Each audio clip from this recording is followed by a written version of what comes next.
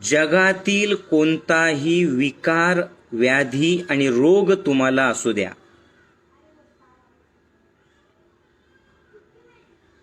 त्या रोगांमधून तुम्ही मुक्त होऊन तुम्ही गोळ्यांशिवाय 100% आरोग्य संपन्न जीवन जगू शकतात. हा नुसता माझा विश्वास नाहीये, तर माझी खात्री आहे.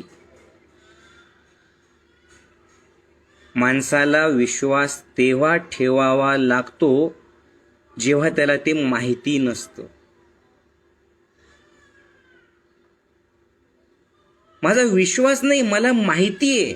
असे हजारो लोक ज्ञानयोग ध्यान शिबिराच्या माध्यमातून ज्यांना अनेक वेगवेगळे रोग होते, आपल्या चैतन्यवनात आल्याच्या नंतर ते आज गोळ्यांशिवाय आनंदात जीवन जगत आहेत. जे मी सांगितलेले आहाराचे नियम, ध्यान, प्राणायाम, जीवनशैली आणि विचार ज्ञानयोगाचे साधक बनून करत आहेत.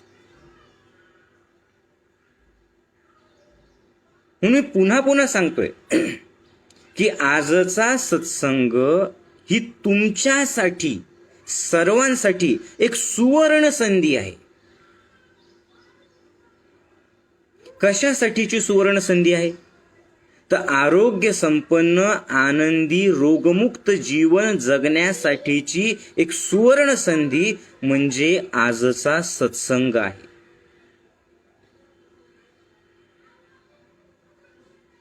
आणि त्यासाठी मला काय सांगायचंय हे समजून घ्या. त्यासाठी माझ्या सोबत राहण्याचा प्रयत्न करा. हे अर्धवटच ऐकू नका. हा आजचा सत्संग मला संपूर्ण ऐकायचा आहे आणि तसा बदल, तसं परिवर्तन मला माझ्या स्वतःमध्ये, माझ्या परिवारामध्ये, माझ्या आहारामध्ये, माझ्या मनामध्ये मला माझ्या स्वतःसाठी करायचा आहे. असा भाव ठेवून आजचा सत्संग ऐका. बघा एकदा स्वतःला, बघा एकदा स्वतःचं शरीर. सर्वांनी करा एकदा, दोन्ही हात असे पुढे करा, करा पुढे, आणि तुमच्या तळ हाताकडे बघत राहा.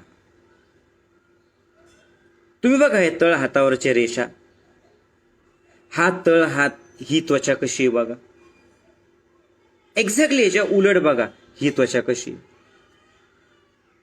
बरं, ही बोटांची टोकं जी आहे, इथेच नख का दिलेले असते? कारण हे सुरक्षित राहावं. मनगट हलवून बघा. असं मी जे सांगतोय ना ते करून बघा, नुसतं ऐकू नका, करा तुम्ही. हे मनगट हलवून बघा, ही बोटांची हालचाल करून बघा, कोपरामधून हात हलवून बघा आणि खांद्यामधून हात हलवून बघा. बघा या बोटांच्या टोकांपासून तर इथपर्यंतच किती वेगवेगळ्या प्रकारे हात हलवता येतो. या हाताचं मेकॅनिझम कसं बनवलं असेल परमेश्वराने. डोळ्यांची उघडझाप करून बघा, जबडा गोलाकार फिरवून बघा. तुम्ही बघा या डोक्यांच्या केसांपासून तर पायाच्या अंगठ्यापर्यंत संपूर्ण शरीर परमात्म्याने अंतर्बाह्य किती सुंदर बनवले.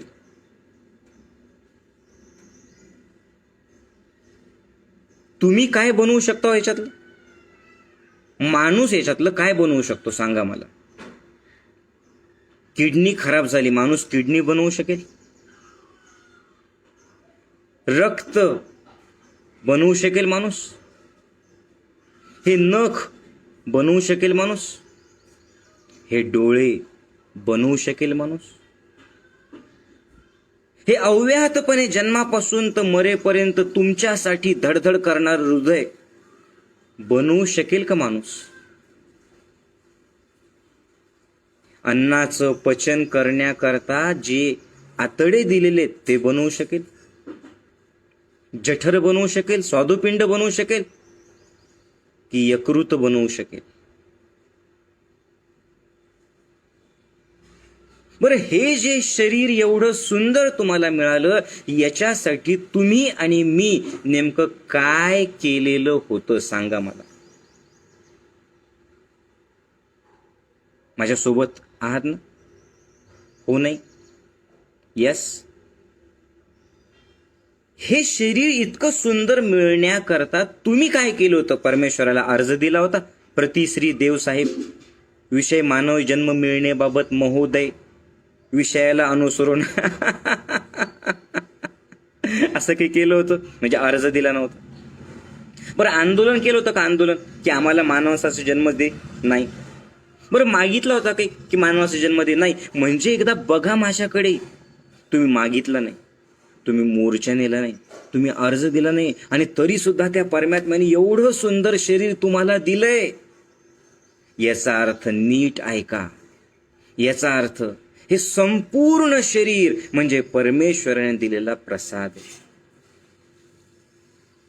नाही. आणि हा सत्संग ऐकण्यापूर्वी माऊलीजी सांगतायत म्हणून नाही, आत्ता या क्षणाला जिथे कुठे तुमची श्रद्धा आणि विश्वास आहे ना, अंतःकरणापासून त्या परमेश्वराला धन्यवाद द्या की परमेश्वरा, हे एवढं सुंदर शरीर तुम्हाला दिलं. ज्या देहाच्या, ज्या शरीराच्या माध्यमातून मी ऐकू शकतो, मी पाहू शकतो, मी बोलू शकतो, मी स्पर्श करू शकतो, मी तूच निर्माण केलेल्या या विश्वाला अनुभवू शकतो. परमेश्वरा, खूप धन्यवाद आहे, खूप धन्यवाद. नुसतं ऐकू नका, खरंच अंतःकरणातून एकदा धन्यवाद द्या. या परमात्म्याने तुम्हाला दिलेल्या या शरीराला काय आहे? शरीर म्हणजे गॉड गिफ्ट, देवाची भेट, देवाने दिलेला प्रसाद. आणि जर या शरीराला तुम्ही प्रसाद म्हणून स्वीकारलं, जर या शरीराला तुम्ही गिफ्ट म्हणून त्याला जपलं ना, तर खरंच तुम्हाला मरेपर्यंत, मृत्यू येईपर्यंत रोग येऊ शकत नाही. हे ज्यावेळेस मी तुमच्याशी बोलतोय ना, हे नुसतं ऐकू नका, हे फील करा. अभिमान वाटला पाहिजे तुम्हाला मानव देह मिळाल्याचा. कृतज्ञता वाटली पाहिजे मनामध्ये त्या परमेश्वराने ती गिफ्ट केल्याचा. आणि मी बोलताना एक जाणीव, एक अवेअरनेस आणि एक जागृती झाली पाहिजे तुमच्या अंतःकरणात, तुमच्या मनात. यस यार, मी आजपर्यंत कधी असा विचार केलाच नव्हता की एवढं सुंदर शरीर या परमेश्वराने मला दिलं, आणि मी मात्र या शरीराकडे दुर्लक्ष करून फक्त या शरीराला फक्त रोग आणले. परमात्मा देणार आहे, परमात्मा तुम्हाला गिफ्ट करणार आहे, पण याच्या तंत्रामध्ये, या शरीरामध्ये रोग आणणारा मी आहे, हे अगोदर मान्य करा. का बरं? नीट ऐका. या परमेश्वराने हे शरीर एवढं सुंदर बनवलेलं आहे की मरेपर्यंत, नीट ऐका, मरेपर्यंत या शरीरातली प्रत्येक पेशी आणि पेशी, या शरीरातला प्रत्येक अवयव, या शरीरातली प्रत्येक गोष्ट जी परमात्म्याने बनवलेली आहे, तो पेशी असो, ते अवयव असो, ते रक्त असो, ते त्याच्या पूर्ण क्षमतेने तुमच्यासाठी कार्य करायला तयार आहेत. वाह, तुम्हाला अद्भुत वाटत नाही? हे नुसतं ऐकू नका, हे फील करा. केवढं भाग्यवान होतो तुम्ही. किड्याच्या, मुंग्याच्या, कुठल्या तरी झुरळाच्या जन्मात कदाचित राहू शकलो असतो आपण, पण त्यांनी कृपा केली आणि हे शरीर भेटलं. आणि तुम्हीच विचार करा, निर्माणच असं केलं की यातली प्रत्येक गोष्ट तुमचं शरीर चांगलं ठेवून तुमचं कार्य करण्यासाठी तडफड करत असतं, धडपड करत असतं. तुम्ही त्याला कितीही बिघडवा, ते शरीर पुन्हा त्याला दुरुस्त करून घेत असतं. कसं मेकॅनिझम, तुम्हीच विचार करा. पूर्ण क्षमतेने यांना कार्य करायचं असतं, डोळ्यांना पूर्ण क्षमतेने पाहायचं असतं. कानांना पूर्ण क्षमतेने ऐकायचं असतं. त्वचेला पूर्ण क्षमतेने कुठलाही स्पर्श झाला तरी त्या संवेदना तुमच्यापर्यंत पोहोचवायच्या असतात की नसतात तुम्हीच सांगा. या जिभेला तुम्हाला प्रत्येक गोष्टीची चव द्यायची असते की नसते तुम्ही सांगा मला. या मेंदूला चांगलं काय आणि वाईट काय हे ठरवण्यासाठी, कशासाठी ठरवायचं तर तुमचं चांगलं होणं, तुमचं चांगलं व्हावं याच्यासाठी मेंदू तडफड करत असतो की नाही. अरे बाहेरून एखादी कुठलीही गोष्ट घुसू द्या, या पांढऱ्या पेशी जीव लावून लढतात की नाही लढत तुम्ही सांगा. शरीर निर्माण करणं, शरीर टिकवणं, बाहेरून आलेल्या अनवॉन्टेड स्पेसिस जे आहेत, नको असलेले जे घटक आहेत त्यांना शरीराच्या बाहेर घालवणं, याच्यासाठी तुम्ही विचार करा. हे शरीर पूर्ण 100% कार्य करत आहे की नाही करत तुम्ही सांगा. या शरीराची इच्छा आहे. काय इच्छा आहे? या शरीराची इच्छा आहे की मरेपर्यंत तुमच्यासाठी लढायचं.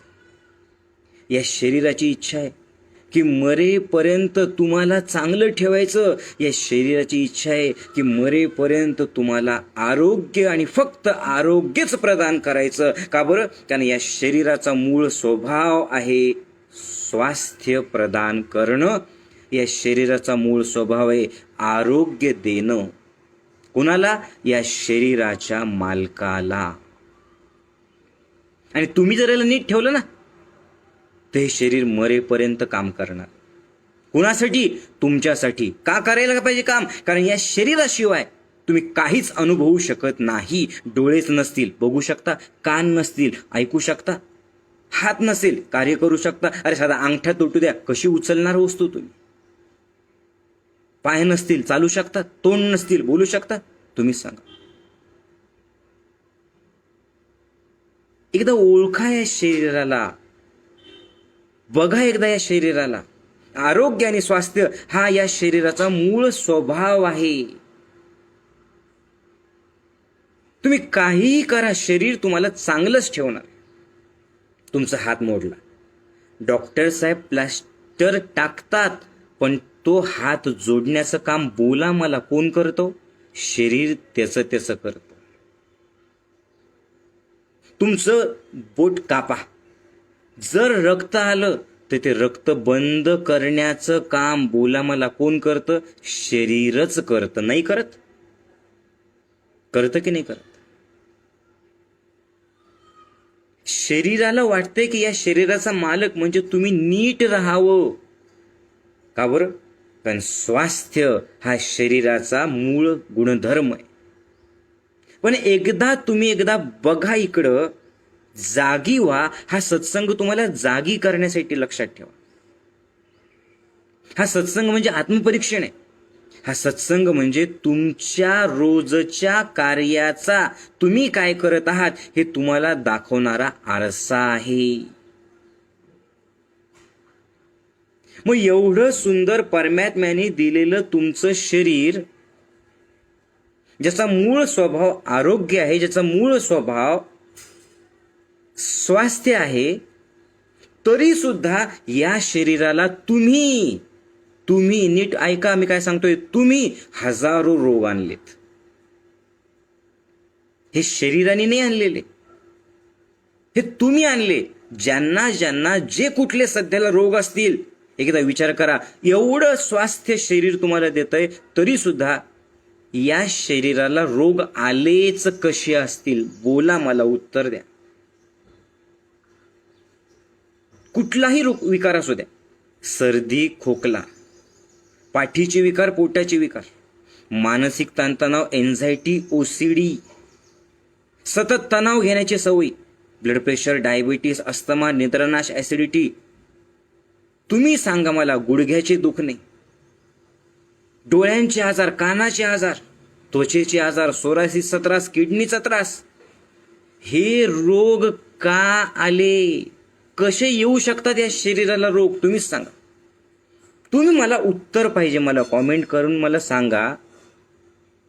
हा लाईव्ह सत्संग आहे, माऊली तुमच्या सोबत हे विसरू नका. मला सांगा, किडनीला हौस आहे का हो? किडनीत स्टोन निर्माण करायची. किडनी स्टोनवाली मंडळी, पॅनक्रियाजला हौस आहे का त्याच्यात स्टोन निर्माण करण्याची? पॅनक्रियाजला हौस आहे का? की स्वादुपिंडला पॅनक्रियाजला हौस आहे का की इन्शुलिन बंद करून टाका आणि याला शिक्षा द्या? तुमचं शरीर म्हणजे तुमचं दुश्मन आहे का? मला सांगा. ज्या लोकांना झोपच लागत नाही, झोप, तुमच्या मेंदूला हौस आहे का की याला आज झोपच द्यायची नाही? तुम्ही ते दुश्मन आहे का? बोला ना, सांगा ना मला. ज्यांना ज्यांना हार्टचं ऑपरेशन झालेलं आहे, ज्यांचे किडनीचे प्रॉब्लेम आहेत, ज्यांना ज्यांना ब्लड प्रेशरचा त्रास आहे, तुमच्या हृदयाला, तुमच्या किडनीला, तुमच्या अवयवांना तुम्हाला त्रास द्यायचा आहे का? मला सांगा. ज्यांना थायरॉइडचा त्रास आहे, मी चला ही थायरॉइडची ग्रंथी म्हणते की हा लय शान मारतो ना, याला देऊन टाका त्रास. होऊ शकतं असं नाही. हे लक्षपूर्वक ऐका, हे पूर्ण ऐका. 2, 4, 5 महिने तुम्ही चुकीचा आहार घ्या तरी सुद्धा रोग येत नाही. नीट ऐका. तुम्ही 7-8 दिवस चुकीचं अन्न खा तरी रोग येणार नाही. हे 2-4 महिन्याचे नाही. नीट ऐका. तुमचे रोग शरीराला आणण्यासाठी तुम्ही अनेक वर्ष तपश्चर्या केलेली आहे. तुम्ही अनेक वर्ष चुकीचं जीवन जगलेलं आहात. तुम्ही खूप चुकीची साधना करून, सातत्याने वारंवार चूक करून तुमच्या शरीराला तुम्ही बिघडवलेलं आहे. आणि तरी सुद्धा शरीर काय करतं माहिती? तरी सुद्धा शरीर काय करतं? त्याच्याशी लढाई करतं. तुम्ही बिघडवतायत ते लढाई करतं, तुम्ही बिघडवतायत ते लढाई करतं, तुम्ही बिघडवतायत ते लढाई करतं. कशासाठी लढाई करतं? नाही, याला ठीक करायचंय. हा चुकला ना, शरीर आईबापासारखं आहे. लेकरू चुकलं ना, माफ करा, पुन्हा त्याला चांगल्या वाटेवरती आणा. लेकरू चुकलं ना, माफ करा, त्याला जवळ घ्या, प्रसंगी फटका द्या, प्रसंगी जाणीव करून द्या, पण त्याला सोडायचं नाही. शरीर मरेपर्यंत तुम्हाला सोडत नाही. आणि तरी सुद्धा तुम्ही रोग आणले. अरे एकदा विचार करा, जर तुम्ही शरीराला रोग आणले, एकदा फक्त विचार करा, किती चुकीचं जीवनशैली, किती चुकीचा आहार तुम्ही घेतायत. आत्ता सुद्धा तुम्ही बघा, एकदा बघा इकडे माझ्याकडे बघा, काय करतं शरीर. तुम्ही चुकीचं अन्न घेत राहा सातत्याने, वर्षानुवर्ष. काय होईल? तुमच्या ज्या रक्ताच्या नलिका आहेत, काय होईल? ब्लॉकेजेस येतील त्याच्यामध्ये. रक्ताच्या नलिकेत ब्लॉकेजेस. आता रक्ताच्या नलिकेत ब्लॉकेजेस आल्याच्या नंतर तुम्ही मरायला पाहिजे ना. मरत नाही. का मरत नाही? शरीर त्याचं ब्लड प्रेशर वाढवतं. 80-120 आहे ना, ते 120-180 करत. 180 BP कशामुळे झालेलं आहे? सांगा मला, कशामुळे झालं? तुम्हाला मारायचं नाही, उलट त्याला जिवंत ठेवायचंय म्हणून ते BP वाढलेलं आहे. तुम्ही आणले ब्लॉकेजेस, पण रक्त काय करतं? प्रेशर वाढवतं. आणि प्रेशर का बरं वाढवतं? कारण प्रत्येक पेशीमध्ये रक्त जायला पाहिजे, प्रत्येक अवयवांपर्यंत रक्त जायला पाहिजे, प्रत्येक कोशिकेपर्यंत रक्त जायला पाहिजे. तुम्ही ब्लॉकेजेस आणा, ते तुमचं ब्लड प्रेशर वाढवेल. का बरं? रक्त पोहोचलं पाहिजे. तुम्ही चुकीचा आहार घ्या, शरीर तुम्हाला मरू देणार नाही. 24 तास तुम्ही चांगलं राहावं याच्यासाठी तुमचं शरीर धडपड धडपड धडपड धडपड धडपड करत राहा. तुम्ही रोज इथं कट करा, रोज ते जोडेल. तुम्ही हाड मोडा, ते जोडून घे. नवीन व्हायरस येत आहेत, शरीर त्याच्याशी लढत राहतं. नाही लढत. तुम्ही व्यसन केलं तरी शरीर माफ करतं. आणि लिव्हर काय करतं? दारू प्या तुम्ही, लिव्हर लढत राहतं. अरे तुम्ही अशी दारू ढोसली ना, तुम्ही अशी चुकीचा आहार केला ना, 50-60 वर्ष तर शरीर तुम्हाला मरू देत नाही. बघा किती लढतंय. आणि एवढं सगळं होऊन सुद्धा, एवढं शरीर करून सुद्धा, ज्या वेळेला एक दिवस असा येतो की लढून कशाशी लढतं शरीर? तुमच्या चुकीच्या सवयी, तुमचा चुकीचा आहार, तुमचे चुकीचे विचार, तुमच्या चुकीच्या सगळ्या जीवनशैली याच्याशी लढून ज्या वेळेला शरीर हारेल, बस त्या क्षणाला रोग निर्माण होतात. कळतंय का? काय सांगतोय समजतंय?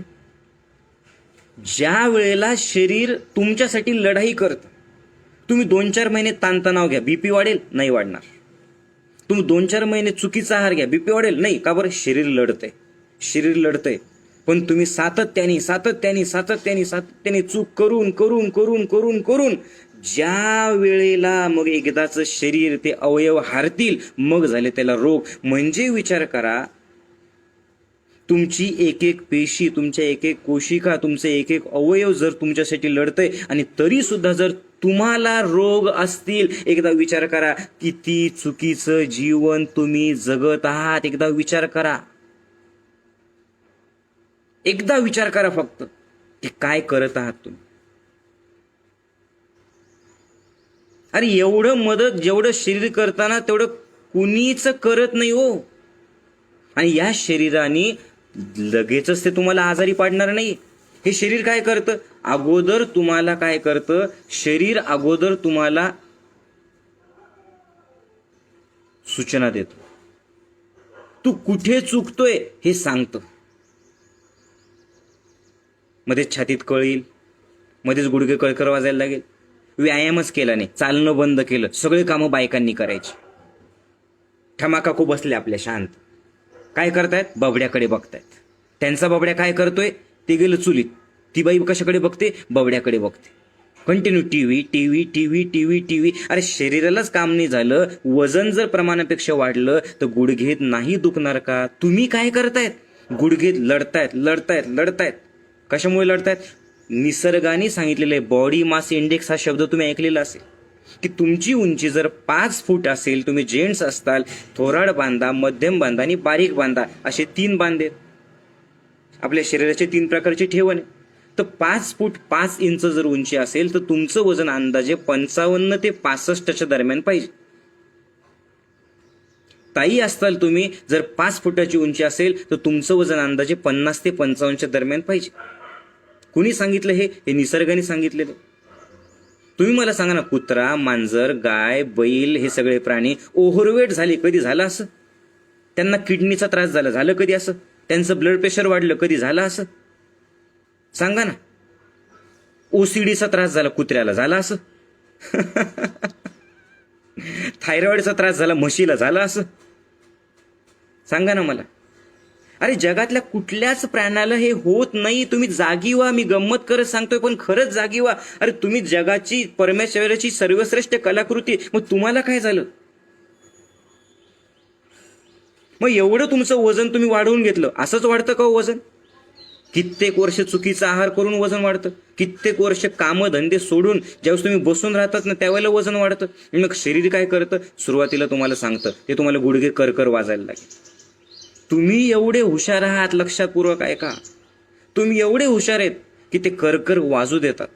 तुम्ही वरतून मलम लावताल, तुम्ही दवाखान्यात जाताल, तुम्ही पेनकिलर घेताल, तुम्ही मोठाले इंजेक्शन शरीरात घेताल, तुम्ही रोज गोळ्या घेत जगताल. अरे एवढंच नाही, तुम्ही असे आहेत की तुम्ही अवयव बदलून टाकतात. तुम्ही हा गुडघा काढायचा आणि दुसरी वाटी गुडघ्याची टाकायची, पण तुम्ही बदलणार नाहीयेत, असे आहेत तुम्ही. फसवू नका स्वतःला, खोटं बोलू नका स्वतःला. बघा एकदा, ज्या वेळेला तुम्ही वारंवार तेलकट खाताल, तुपकट खाताल, व्यसन करताल, बसून राहताल, फिरायला जाणार नाही, तुम्ही घरीच बसून राहता, तेव्हा हळूहळू हळूहळू तुमच्या हृदयात ब्लॉकेजेस यायला लागतात. काय करायला पाहिजे तुम्ही? ब्लॉकेजेस आल्याच्या नंतर काय करायला पाहिजे? ब्लॉकेजेस आल्याच्या नंतर तुम्ही चालायला पाहिजे, तुम्ही कच्च्या भाज्या खायला पाहिजे, तुम्ही आनंदी राहायला पाहिजे, तुम्ही डोंगर चढायला पाहिजे. पण तुम्ही असे, तुमचा अंतरात्मा सुद्धा सांगतो बरं का, लक्षपूर्वक आहे का, तुम्ही फसवू नका स्वतःला. तुमचा अंतरात्मा सुद्धा सांगतो की तू जे करतोय ना ते चूक आहे बरं का. तू जे टीव्ही समोर कंटिन्यू बघतोय ना, बसलेला आहे ना, ते चूक आहे, हे अंतरात्मा सुद्धा तुम्हाला सांगतो. अरे साधं चालता चालता एखादा तुमच्या मनामध्ये जर का समजा, तुम्ही बघा एखादी पाटी तुम्ही वाचली ना, ते तुमच्या मेंदूत टाकल्या गेलं. तुम्ही एखादं पुस्तक वाचा, ते तुमच्या मेंदूत टाकल्या गेलं. तुम्ही कुठलीही एखादी गोष्ट वाचा, पहा, ती तुमच्या मेंदूत टाकल्या गेली. मग तुम्ही आणि तुमच्या लेकरांनी काय पाहायला पाहिजे रोज? तुम्ही आणि तुमचे लेकरं किती वेळ रोज टीव्ही बघतात, हा प्रश्न स्वतःला विचारा. सर्वांनी विचारा ना. तुम्हाला कुणी आजपर्यंत हे बोललेलं नसेल, पण तुम्हीच मला सांगा, स्वतःहून सांगा, ज्या संध्याकाळच्या सिरियल्स तुम्ही बघतात, बघू नका मला म्हणायचं नाही, तुम्ही तुमच्या जीवनाचे मालक आहे, मला तुम्हाला आरसा दाखवायचा आहे. काय आहे हो त्या सिरियलमध्ये? म्हणजे मी तर अनेक वेळेला असा विचार करतो की हे जे सिरियल लिहिणारे लोक आहेत ना, खरंच विकृत आहेत आणि पाहणारे लोक तसेच आहेत. टोचल तुम्हाला, लागेल इथं, अहंकार दुखावला जाईल तुमचा. पण काहीही जे कुठेच घडत नाही ते सिरियलमध्ये घडवतात. विचार करा, कुठलीही सिरियल, मी कुठल्या सिरियलचं नाव घेत नाही, वाटलं तेव्हा त्या कॅरेक्टरला चेंज करून टाकायचं, वाटलं तेव्हा त्याला चांगलं बनवायचं, वाटलं तेव्हा वाईट. खरंच असं घडतं. अरे त्याच्याऐवजी तुम्ही संध्याकाळच्या वेळेला सगळे मिळून फिरायला जा ना. मला उत्तर द्या, किती वर्ष झाले असतील की तुम्ही तुमच्या घरच्यांचा हातात हात घेतला, त्यांच्या डोळ्यात पाहिलं आणि एकमेकांशी निखळपणे 1 महिना किंवा रोज 1 तास हो गप्पा मारल्या? बरं, कुठला विषय कुठलाच नाही, बस आनंदाने नुसत्या गप्पा मारल्या. शाळेत काय शिकवलं, आज काय केलं, क्लासमध्ये काय झालं, ह्या गप्पा नाही आहेत. कारणाशिवाय तुम्ही तारे बघितले रात्री, किती वर्ष झाले हो? तुम्ही निसर्गाच्या सानिध्यात गेलात, किती वर्ष झाले हो? तुम्ही एखादं पुस्तक, छान श्रीमान योगी छत्रपती शिवाजी महाराजांचं पुस्तक, छान छावा वाचलं, तुम्ही मृत्युंजय वाचलं, आणि कसं लेकरांना सोबत घेऊन वाचलं, किती वर्ष झाले? आणि त्याच्यावरती चर्चा केली. शॉपिंगला जाता, मॉलला जाता, लग्नाला जाता, फिरायला जाता, सगळ्यांना परिवाराला घेऊन तुम्ही छान कुठल्या तरी सत्संगात गेलात विथ फॅमिली, किती वर्ष झाले हो? आणि हे सगळं चुकीचं वागता वागता वागता वागता वर्षानुवर्ष झाल्याच्या नंतर मग शरीर तुम्हाला काय करतं? शिक्षा देतं. खरं तर ते लढतं आणि मग शरीर हारतं. आणि हे सगळं चालू असताना, ही प्रोसेस सुरू असताना, तुमचा अंतरात्मा तुम्हाला सांगत असतो बरं का. तुमचा अंतरात्मा तुम्हाला सांगतोय की तू जे बसून राहतोय ना ते चूक आहे, तू जे दारू ढोसतोय ना ते चूक आहे, तू जे तंबाखू खातोय ना, खाली बघू नका, इकडे बघा माझ्याकडे, तुमचा अंतरात्मा सांगतोय की ते चूक आहे. त्या सिगरेटच्या पाकिटावरती सुद्धा लिहिलेलं असतं की पूर्ण स्मोकिंग किल्स, गाढवाला सिगरेट द्या. ते गाढव म्हणेल, अरे मूर्खा, मी पागल का, मी गाढव का, तू गाढव आहे. त्याच्यावर लिहिलं ना स्मोकिंग किल्स, थोबाड वाकडं दिलेलं आहे, त्याच्यावरती कॅन्सर झालेला. गाढवाला कळतं, पण या माणसाला त्याच्या स्टाईल वाटते. आणि जे व्यसन करणारे लोक आहेत ना, दुखवल्या जातील बरं का ते, त्यांचे इगो हर्ट होईल त्यांचा. कोणी बोललेलं नसेल त्यांना असं, पण मी आपलं समजून तुम्हाला सांगतो की अरे बघ, तुझं शरीर सांगतंय, तुला गोड चालत नाही, तू खाऊ नको. तुझं शरीर सांगतंय तुला तिखट चालणार नाही, तू खाऊ नको. तुझं शरीर सांगतंय की तुला असं नकोय, तू ते खाऊ नको. पण तुम्ही अडकले जिभेत, तुम्ही अडकले मोहात. शरीराला आजारी पडायचं नाहीये, पण तुम्ही आजारी पडत. मला उत्तर द्या चला. बसल्या बसल्या बीपी आपोआप वाढेल का? त्याला हौस आहे का बीपी वाढवून घ्यायची? बसल्या बसल्या किडनी खराब होईल का? किडनीचं क्रिएटिन बसल्या बसल्या वाढेल का? त्याला हौस आहे? नाही, याला शिक्षा करा, किडनीचा त्रास द्या.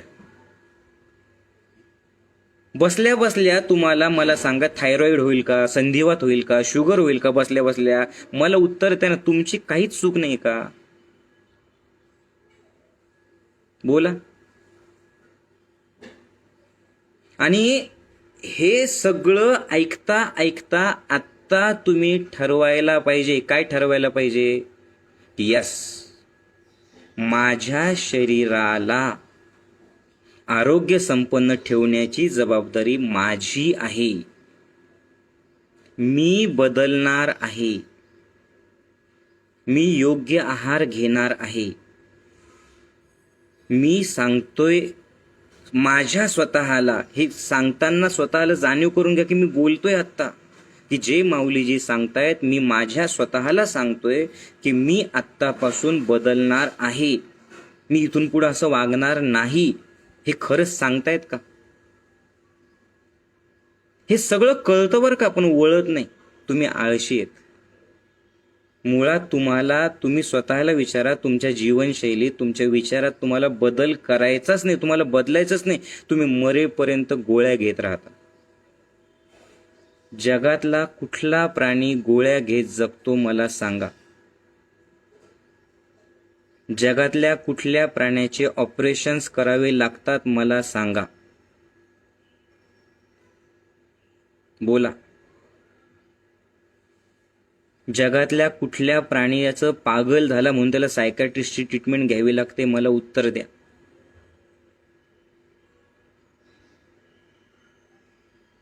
ते माणसापेक्षाही चांगले आहेत की माणसापेक्षा दर्जानी म्हटलं दर्जा? एकमेव प्राणी असा माणूस आहे की ज्याचा पाठीचा कणा सरळ आहे, बुद्धिमत्ता आहे त्याला. तीच बुद्धी तुम्ही कुठे वापरतायत बघा. मुळात तुमचा प्रॉब्लेम हा आहे, जे रोगी लोक आहेत, जे तरुण पोरं आहेत, की तुम्हाला चांगलं होण्यासाठी, बरं होण्यासाठी, आरोग्य संपन्न जीवन जगण्यासाठी स्वतःला काही करायचंच नाहीये, स्वतःला बदलायचंच नाहीये. तुम्हाला काय पाहिजे माहितीये का? मी काही करणार नाही, मी सहज राहील. बघा बरं का, तुमची मानसिकता कशी बघा. इकडे लक्ष द्या. तुम्ही काय म्हणतात, आजारी लोकांची मानसिकता काय? मी काही करणार नाही, मी काही बदलणार नाही, आपल्याकडनं शक्य नाही बाबा हे आहार बदलणं किंवा हे व्यसन सोडणं, हे माझ्याकडनं शक्य नाही. लवकर उठून प्राणायाम करणं, मला सगळं सहज पाहिजे. बरं मग कोण करेल? रोग आणेल मी. तुमची मानसिकता कशी बघा बरं का. रोग आणेल मी, पण माझं शरीर ठीक करेल कोण? डॉक्टर. तो आयुर्वेदिक असेल, तो होमिओपॅथीवाला असेल, तो फिजिशियन असेल, तो ॲलोपॅथीवाला असेल. मी डॉक्टर चेंज करेल पण स्वतःला चेंज करणार नाही. मी गोळ्या चेंज करेल पण आहार चेंज करणार नाही. मी तरफडत जगेल पण मानसिकता चेंज करणार नाही. अरे एवढंच कशाला? तुमच्यापैकी अनेक लोक तुमच्या शरीराचा पार्ट काढून टाकायला तयार आहे. हा पार्ट काढून दुसरा टाकून द्या डॉक्टर साहेब, चालेल, पण मी मात्र बदलणार नाही. मग कसं रोग दूर होतील सांगा? आणि म्हणून पहिल्यांदा हे स्वतः मान्य करा की 95% रोग, अपवादात्मक काही असं असू शकतं, 95% रोग हे तुमच्यामुळे आलेले आहेत. त्याला तुम्ही जबाबदार आहात. 95% जे विकार आहेत हे माझ्यामुळे आलेले आहेत. आणि जर मी बदललो, जर मी स्वतःला चेंज केलं, तर निश्चितच 95% रोग येणार नाहीत. आणि आजचा सत्संग त्याच्यासाठीच आहे. इथून पुढे जे काही मी तुम्हाला सांगणार आहे,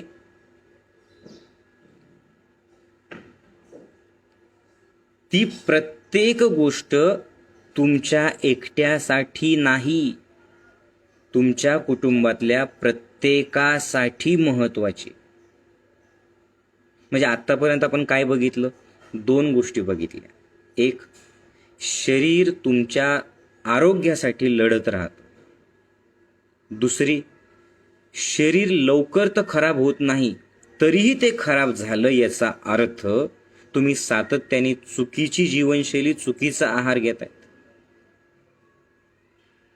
बरोबर? त्यानंतर पुढची गोष्ट काय सांगितली मी? की मग आता तुम्हाला हे कळालं पाहिजे की माझं शरीराचे रोग दूर करणं हे उत्तर द्या मला. कोणाची जबाबदारी आहे? कोणाची जबाबदारी आहे? माझी जबाबदारी आहे. मग त्यासाठी आता पहिल्यांदा आपल्याला काय लक्षात यायला पाहिजे? पहिल्यांदा हे लक्षात यायला पाहिजे की रोग येण्याचं मूळ कारण काय आहे. मूळ कारण रोग येण्याचं काय आहे ते जर तुम्ही दूर केलं तर आपोआपच रोग येणार नाही. तुमचा सध्याला प्रॉब्लेम काय माहितीये का? तुम्ही दिवस रात्र हात असे ठेवतात. आता दिवस रात्र जर हात असे ठेवले तर पुन्हा काय म्हणताल माहितीये का, माझा हात खूप दुखतोय माऊली, माझा हात खूप दुखतोय माऊली, माझा हात खूप दुखतोय. आता तू एवढा वाकडा तिकडा हात जर ठेवला तर तुझे हात दुखणार नाही का सांगा. मग तुम्ही काय करता, हात तर सोडत नाही, पण ते हात दुखतोय म्हणून गोळ्या घेतात. ॲलोपॅथीचे घेताल, तिथून थकले तर होमिओपॅथीकडे वळताल, तिथून थकले की ॲलोपॅथीकडे वळताल, तिथून थकले की 10 शिबिरं करताल, मग माऊलीकडे येताल आणि पुन्हा वळताल की देव किती त्रास देतोय. अरे देव त्रास देत नाहीये माझ्या सोन्या मोत्या राजा. तू जो हात असा वाकडा तिकडा घेतला ना, याने हात दुखणारच ना. तू गोळ्या घेऊ नको, तू कुठे जायची गरज नाहीये. मग काय करायचं, तू फक्त सरळ ठेव ना, आणि ते नैसर्गिक ते ठेव ना. कळतंय का. आता हात दुखेल का माझा, नाही दुखणार. जर मी उन्हात उभा राहिलो तर मला काय होईल, ऊन लागेल की नाही लागणार, चटका लागेल की नाही लागणार. मग मी काय करतो, उन्हात उभं राहणं तर सोडत नाही, मी सावलीत तर येत नाही, पण चटका लागला म्हणून त्याच्यावरती गोळ्या घेतो. आता चटका लागल्यावर गोळ्या घेण्याची गरज आहे का खरं, नाही. उन्हात जाणं बंद करा ना, हात वाकडे तिकडे करणं बंद करा ना. समजतंय का. मग मौली गोळ्या औषधी आम्ही घ्यायचेच नाही का, सोडून द्यायचे का, मी असं म्हणतच नाही.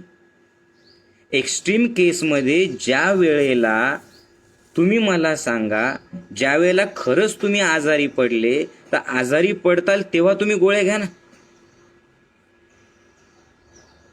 तुम्ही विचार करा ना, आजारी पडले एखाद्या वेळेला वर्षातून 2 वर्षातून एखाद्या वेळेला तुम्हाला गोळी घ्यावी लागली, ठीक आहे, मला मान्य आहे.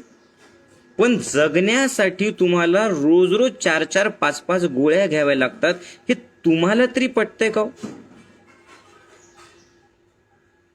अर्धे पैसे, अर्ध आयुष्य पैसे कमवण्यात घालवलं तुम्ही, आणि अर्ध भीत भीत मी कधी मरतो, मी कधी मरतो, मी कधी मरतो ही भीती मनात ठेवून गोळ्या घेत घेत जे सगळे पैसे दवाखान्यात खर्च करते.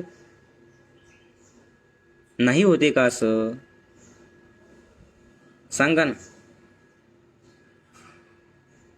आणि मी ठामपणे सांगू शकतो की जेव्हा केव्हा मला बीपी होईल ना, जेव्हा केव्हा मला डायबिटीस होईल, असं जर झालंच कधी, होणारच नाही, पण जर असं कधी झालं ना तर मी शिबिर घेणं सोडून देईल, कारण तो माझा अधिकार नाहीये. पण एवढा विश्वास मला आहे काय, की मला ते रोग येऊच शकत नाही. तुमच्या डोळ्यात बघून सांगतोय मी. का बरं, कारण मी जे बोलतोय ना ते करतोय, मी जे बोलतोय ना ते अनुभवतोय. वयाच्या 43व्या वर्षी, माझं वय 43 आहे, तरी सुद्धा मी पूर्ण भरभरून लहान लेकरासारखा जगतोय. ते मानसिकतेने जगणं असो, ते शारीरिक जगणं असो, किंवा सर्वांसोबत ते राहणं असो. कळतंय का. शरीर कसंही तुम्हाला ठीक करणार आहे, पण तुम्ही चुकीचं जेवण, चुकीचा आहार, चुकीचे विचार आणि चुकीची मानसिकता, बस रोग फक्त एकामुळेच येतात. हे समजून घ्या. मी अगोदरही सांगितलेलं आहे, आताही सांगतोय की शरीर त्याचं ठीक करतात. मला क्रिकेट आवडतं, मी क्रिकेट खेळतो. कॅच पकडता पकडता माझे जवळपास 5-6 बोट मोडलेले आहेत. मी सगळ्यात पहिल्यांदा एकदाच हे बोट मोडलं होतं, आणि त्यावेळेला दवाखान्यात गेलो. त्याने ती अशी पट्टी लावली, आणि पट्टी लावल्याच्या नंतर बस गोळ्या दिल्या. मी दवाखान्यात एकदा गेलो होतो आणि तेच बोट वाकडं झालेले. बघा, हे बघा, हे बोट स्ट्रेट नाही, वाकडं आहे. याच्यानंतर हे सगळे बोटं मोडले, पण हे बोटं मोडल्याच्या नंतर ते वाकडे नाही आहेत, ते स्ट्रेट आहे. का बरं, मी दवाखान्यात गेलो नाही, मी गोळ्या घेतल्याने, मी फक्त त्याला घरच्या घरी पट्टी लावली, त्याच्याकडे दुर्लक्ष केलं, मी माझ्या कामात आनंद, शरीराने त्याचे बोट ठीक केले. कहाँ पे उंगलियां करने की जरूरत नाही गिरी मुझे. शरीर खरंच ठीक करतंय हो. तुम्हाला जे सांगतायत ना, लक्षात घ्या, वैद्यकीय क्षेत्रातले लोक मला नावं ठेवतील, कारण त्यांच्या पुस्तकात तसं दिलेलं नाही ना. पण तुम्ही जर जीवनशैली योग्य ठेवली, मी आज सांगतोय तसं जीवनशैली ठेवली ना, तुमचं ब्लड प्रेशर नॉर्मल होतं. तुम्ही हे मान्यच करून टाकलेलं आहे की माझं बीपी एकदा बीपी झालं ना नॉर्मल होऊ शकत नाही. कुणी सांगितलं तुम्हाला? डॉक्टरांनी. आणि डॉक्टरांना कुणी सांगितलं? पुस्तकात लिहिलेलं आहे. पुस्तकात कुणी टाकलं? पुस्तकात टाकलं त्या कंपन्यांनी जे बीपीच्या गोळ्या तयार करणारे लोक आहेत, हे त्यांनी टाकलं. असंच मागं शिबिरामध्ये एक जण पाहुणे आले होते. ते कशावरतीच विश्वास ठेवत नव्हते. ते सांगत होते ब्लड प्रेशर हा कधीच रोग दूर होऊ शकत नाही, गोळ्या घ्याव्याच लागतात. आणि जे लोक म्हणतात की बीपीच्या गोळ्या सुटतात ते खोटे. लगेच आपल्या शिबिरातले 10 लोक उभे राहिले की आम्ही अशी जीवनशैली ठेवली आणि आमचे रोग दूर झाले. पण ज्याला मान्यच करायचं नाही ना, ते मान्यच करणार नाही. ज्याची झापड लावून जगतायत ना, कितीही खरं सांगितलं ते म्हणतात नाही आम्ही तिकडं बघणारच नाही. आणि मी तर तुम्हाला पुन्हा पुन्हा हे सांगतोय की तुम्ही माझ्यावरती पण विश्वास ठेवू नका ना. मी कुठला बाबा आहे ना कुठला महाराज आहे. तुम्ही माऊलीची सुद्धा परीक्षा घ्या, पण त्याच्या अगोदर स्वतःची परीक्षा घ्या. मी जे सांगतोय त्याच्यावर होला हो करू नका. मी सांगतोय तशी जीवनशैली ठेवून बघा. आणि त्याच्यानंतर सुद्धा जर तुम्ही नियमितपणे ज्ञानयोगाशी जोडलेले राहिलात आणि त्याच्यानंतर सुद्धा जर तुमचे रोग दूर झाले नाही, मग मला काय शिव्या घालायच्या घाला, मी ऐकून घ्यायला तयार आहे. पण मला एवढी खात्री आहे की जी जीवनशैली आपल्या ऋषीमुनी लोकांनी आपल्या भारताने जगाला दिलेले वरदान आहे, तसं जर तुम्ही जीवन जगलात ना तर ते रोग येऊ शकत नाही. शरीराची तेवढी कॅपॅसिटी आहे, हे समजून घ्या. शरीराची क्षमता तेवढी आहे. शरीर त्याचं ठीक करतं स्वतःला. पण तुम्हाला सांगितलं जातं गोळ्यांशिवाय तू ठीक होऊ शकत नाही. तुम्ही कुठल्याही दवाखान्यात जा, मला उत्तर पाहिजे. मी सगळ्या प्रोफेशनच्या लोकांचा आदर करतोय आणि डॉक्टर साहेबांचा तर सगळ्यात जास्त आदर करतो. पण तरी सुद्धा तुम्ही मला सांगा, तुम्ही कुठल्याही मोठ्या दवाखान्यात जा, दवाखान्यात जाणारे तुम्ही आणि दवाखान्यात परत येणारे तुम्ही आनंदाने नाचत नाचत कधीतरी परत येतात का? कधी परत येतात? 1000 टेस्ट करायला सांगतात आणि तुम्ही त्या करताल. 1000 रिपोर्टचे कागद घेऊन येताल. दवाखान्यातून बाहेर येणारा माणूस नेहमी तणावातूनच बाहेर येतो. तो या विश्वासाने कधीच येत नाही की यस मी ठीक होईल. ते प्रिस्क्रिप्शन कधीपर्यंत गोळ्या घ्यायच्या? अंटिल द डेथ, मरेपर्यंत गोळ्या घ्यायच्या.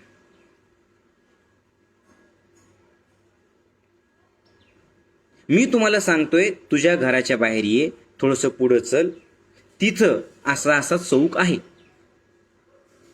तुम्ही काय करता? उठायची तयारी नाही, इथूनच बघतात आणि म्हणता काय खोटारडे आहेत माऊलीजी, आम्हाला चौक दिसायलाच तयार नाहीये, आम्ही तर पाहिलं. अरे बाबा, तू तुझ्या जड बुडाला खटाऱ्याला उचल. तुझी इच्छा नसली तरी माऊली सांगतात तसे 100-200 पावलं चाल. तिथे जा, त्या चौकात जाऊन बघ आणि त्या चौकात जाऊन पाहिल्याच्या नंतर जर तुला तिथे चौक नाही दिसला तर मग बोंबल ना. तू करून तर बघ. मी पुन्हा एकदा सांगतो, ब्लड प्रेशर असेल, डायबिटीस असेल, थायरॉइड असेल, हे सगळे रोग दूर होतात. आपल्या शिबिरात लाखो लोक गोळ्यांशिवाय जीवन जगतायत, ज्याने हे टिकवून ठेवलेलं आहे. कित्येक साधक असे आहेत की ज्यांना डॉक्टरने सांगितलं होतं जिने चढायचे नाही आणि खाली बसला ना वाटोळ होईल तुझं. तुझ्या गुडघ्याचं वाटी खराब झालेली, तुझ्या टाचेचं हाड वाढलेलं आहे, तुझ्या मणक्यामध्ये गॅप आहे. मी पुन्हा पुन्हा सांगतोय, तो गॅप मणक्यात नाहीये, तो बुद्धीत पडलेला गॅप आहे.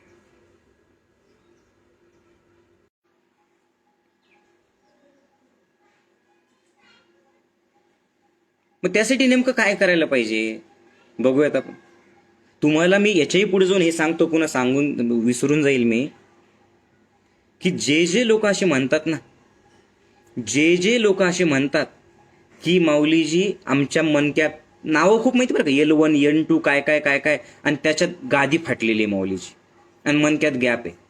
तुमच्या डोळ्यात बघून मी तुम्हाला सांगतोय, मी हे अनुभवलेले असे शेकडो लोक मी तुम्हाला उभे करू शकतो माझ्या समोर. की असंच ज्यांना डॉक्टरने सांगितलं होतं, आज ते माझ्यासोबत कळसुबाईचं शिखर चढून आलेले, आज ते माझ्यासोबत हरिश्चंद्र गड चढून आलेले आहेत. आणि किती वर्षाचे? 60-60, 65 वर्षाचे वयस्कर मंडळी, ज्यांना दवाखान्यात डॉक्टरने सांगितलं होतं, त्यांच्याकडे रिपोर्ट होता की तुझा असा असा प्रॉब्लेम आहे, तू जिना चढू शकत नाही, ते माझ्यासोबत डोंगर चढतात. हे अभिमानाने, विश्वासाने सांगतो. माझा स्वतःचा मोठा सख्खा भाऊ दुसऱ्या मजल्यावरतून पडला होता खाली उलटा, आणि त्याचे मणके क्रॅक झालेले होते. फक्त आराम, सकारात्मक आहार, नियमित ज्ञानयोगाची जीवनशैली, का पडलो हा विचार न करता, कशामुळे झालं असं रडत न बसता, फक्त सकारात्मक बोलणं आणि काही पेनकिलर आणि गोळ्या यांनी आज तो ठीक झालाय पूर्ण. तुमच्यापेक्षा जास्त कार्य तो करतोय. तो स्वतः त्या डोंगरात बंधारा बांधतोय. त्यांनी हजारो लोकांना त्यांनी सुद्धा प्रेरणा दिली. आणि त्यालाच अनेक लोकांनी काय सांगितलं होतं? MRI काढा, CT स्कॅन करा, ऑपरेशन नाही केलं तर आयुष्य वाया जाईल, मरेपर्यंत असंच राहील. 15-20 दिवस हागणं मुतणं सुद्धा आम्ही केलं. पण दादाचा स्वतःवरती विश्वास की काही नाही, शरीर त्याचं ठीक करतं. नीट ऐका, हे जे मणक्यातले गॅप आहे ना, तुम्ही योग्य जीवनशैली ठेवा, योग्य आहार घ्या, मणक्यातला गादी फाटलेली असेल, काही असेल, शरीर त्याचं ठीक करतं. ब्लड प्रेशर, तुम्ही योग्य जीवनशैली ठेवा, तुमचं शरीर ठीक करतं.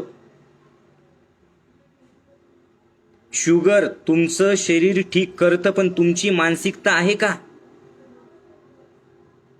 मानसिक ताणतणाव शरीर ठीक करतं. आता त्यासाठी काय करायचं ते सांगतो आणि थांबतो. नेमकं करायचं काय? तर हे सगळे रोग जे येतात ते फक्त 4 गोष्टी चुकीच्या केल्यामुळे येतात. कोणत्या 4 गोष्टी? काय काय? नीट ऐका. एक, आहार. दुसरं, विचार. तिसरं, वातावरण. आणि चौथं, मन. सांगा काय काय? आहार, विचार, वातावरण आणि मन. या 4 गोष्टी बिघडल्या की मग हे होतं. मी सांगतोय, जे जे कॉमेंट करताय, बीपीचं सांगा, ह्याचं सांगा, त्याचं सांगा, कॅन्सर सुद्धा नीट होऊ शकतो जर तो फर्स्ट स्टेजचा असेल तर. आणि हे कशासाठी शिबिर? कॅन्सर होऊच नाही याच्यासाठी. आपले प्रॉब्लेमच हे आहे की आपण रोग दूर झाल्याच्या नंतर इकडे येतो. सांगा, आहार, विचार, वातावरण आणि मन. कोण सांगतंय हे? अरे हे मी सांगतोय का? हे मी नाही सांगते. कधी सांगितलं हे? 5000 वर्षापूर्वी. कुणी सांगितलं? भगवान श्रीकृष्णाने गीतेमध्ये सांगितलेलं आहे. युक्ता आहार विहारस्य युक्त चेष्टस्य कर्मसु युक्त स्वप्नावबोधस्य योगः भवति दुःखः. तुमच्या दुःखातून जर तुम्हाला मुक्त व्हायचं असेल तर सगळ्यात महत्वाचं, युक्ता आहार विहारस्य युक्त चेष्टस्य कर्मसु. बस एवढंच करा. तुमचा आहार, तुमचा विहार, तुमचं वागणं, तुमचं घरातलं वातावरण आणि तुमचे विचार एवढंच बदला. इतकं बदललं की सगळे रोग दूर होणार आहेत. आणि हे सहज, मी आता 1-1.5 तासाचा सत्संग असतो त्याच्यामुळे सगळं मी इथे सांगू शकत नाही. पण हे सगळं जर तुम्हाला अनुभवायचं असेल ना, तर याच्यासाठी आपलं ज्ञानयोग ध्यान शिबिर करा. याच्यासाठी तुम्ही जोडल्या जा माऊली सोबत. कारण हे सगळं करण्यासाठी कुठून तरी प्रेरणा मिळाली पाहिजे.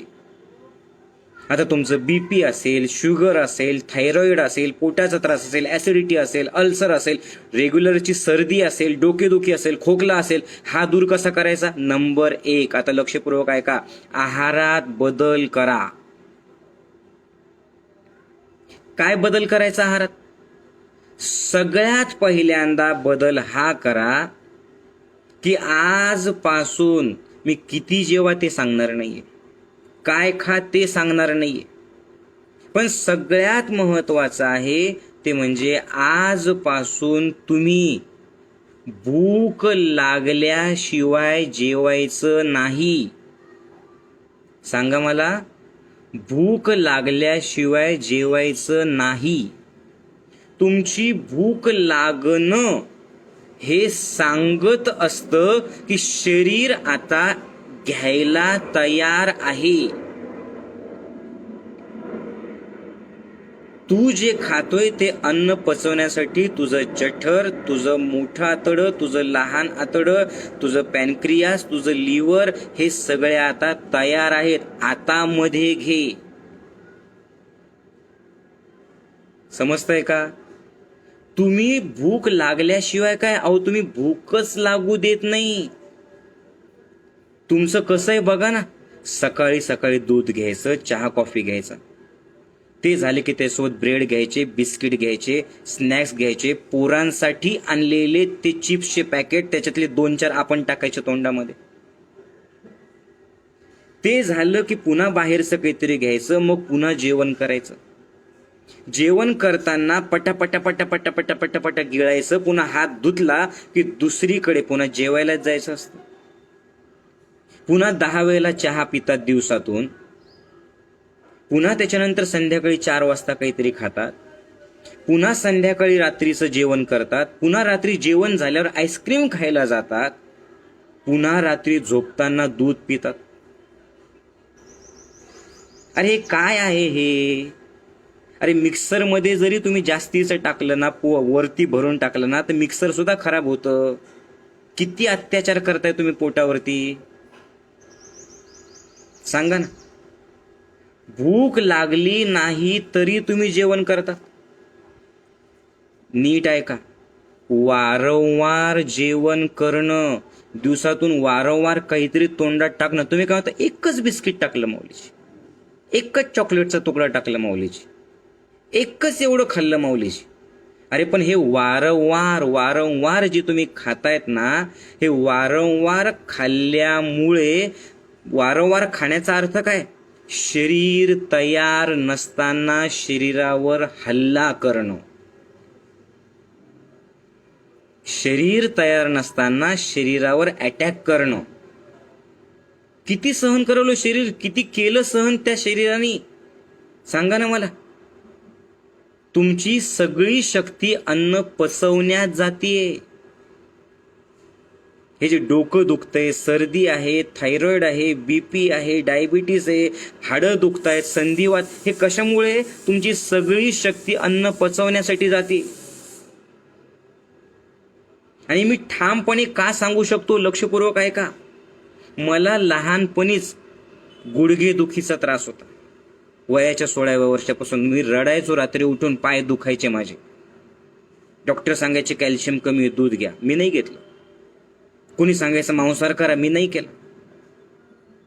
मला स्वतःला आमच्या खानदानी बिमारी होती, ती मूळ व्याधीचा त्रास होता. कित्येक वेळेला संडासला जायचं म्हटलं की वयाच्या 16व्या वर्षीपर्यंत मी रडायचो, रक्त पडायचं, आग व्हायची, फिशरचा त्रास होता. पचन नीट व्हायचं नाही वयाच्या 16व्या वर्षापर्यंत. पण 16व्या वर्षापासून तर आतापर्यंत ना मला कधी मूळव्याधीचा त्रास झाला, ना माझे कधी गुडघे दुखले, ना माझे हाडं दुखले. आणि ते करण्यासाठी ना आजकालचे दवाखान्यातले डॉक्टर जे पुस्तकी ज्ञान लावून तुम्हाला सांगतात की मांसाहार करायलाच पाहिजे, अंडे खायलाच पाहिजे, ना मी ते केलं. पण तरी सुद्धा मी तंदुरुस्त आहे. कधीही मला मूळव्याधीचा त्रास नाही, कधीही मला गुडघेदुखीचा त्रास नाही, कधीही मला त्वचेचा त्रास नाही, ना कधीही काहीच नाही. कुठलाही त्रास असू द्या, काही करण्याची गरज नाही. माझ्या चेहऱ्यावरती, मी उन्हात 2-4 दिवस शेतात कामं केले होते, सवय नव्हती, पूर्ण असं चट्टे पडले इथे. किती वर्ष होते चट्टे, एक वर्ष जवळपास असे चट्टे होते इथे. मी काही दवाखान्यात गेलो नाही. मी फक्त मी जे लोकांना सांगतो ते जास्त करायला सुरुवात केली. 1 वर्षात गायब, कुठे काहीच करण्याची गरज नाही पडली. अरे तुमचं शरीर हे सगळ्यात मोठं औषधालय आहे, डॉक्टर आहे, शरीर बरोबर निर्माण करतंय. पण तुम्ही वेळ देतात का? तुमची सगळी शक्ती तुम्ही अन्न पचण्यात घालवतायत, लक्षात ठेवा. मी जे सांगतोय ते लक्षपूर्वक आहे का. हे जे आतडं आहे ना तुमचं आतडं, हे आतडं तुम्ही जेवण केल्याच्या नंतर आवश्यक असलेले रसद्रव्य शोषून ती नको असलेली घाण बाहेर टाकण्यासाठी परमेश्वराने निर्माण केलेलं आहे. हे कळतंय का तुम्हाला? तुम्ही आतड्याला शिकवण्याची गरज नाही. अँटासिड रोज घेतात, ऍसिडिटीच्या गोळ्या रोज घेतात. अरे जेवण झाले की तुम्ही इनोचं रोज पॅकेट घेतात. काही वाटू द्या तुम्हाला. जर त्याची गरज असली असती त्या आतड्याला तर मला तुम्ही सांगा, देवानी जन्मतः तुम्हाला गोळ्या पाठवल्या असता ना. आतड्याला शिकवण्याची गरज नाही ना. सांगा मला. मूत्राशय जे आहे ना ते पाणी बाहेर काढून टाकण्यासाठीच आहे. तुम्हाला 10 वेळेला शिवला जावं लागतं याचा अर्थ काय? दिवसातून तुम्ही चुकीचं जेवण करताय. तुमचं पोट स्वच्छ होत नाही. ते पोट स्वच्छ होत नाही याच्यासाठी तुमच्यापैकी अनेक लोक पेपर घेऊन मध्ये जातात, मोबाईल घेऊन मध्ये जातात, लायब्रऱ्या काढलेल्या त्यांनी संडासमध्ये. केवढं फसवतायत स्वतःला. अभिमानानं सांगतायत आमच्या संडासमध्ये लायब्ररी, आम्ही एवढं वाचन करतो. संडासात वाचतो तू?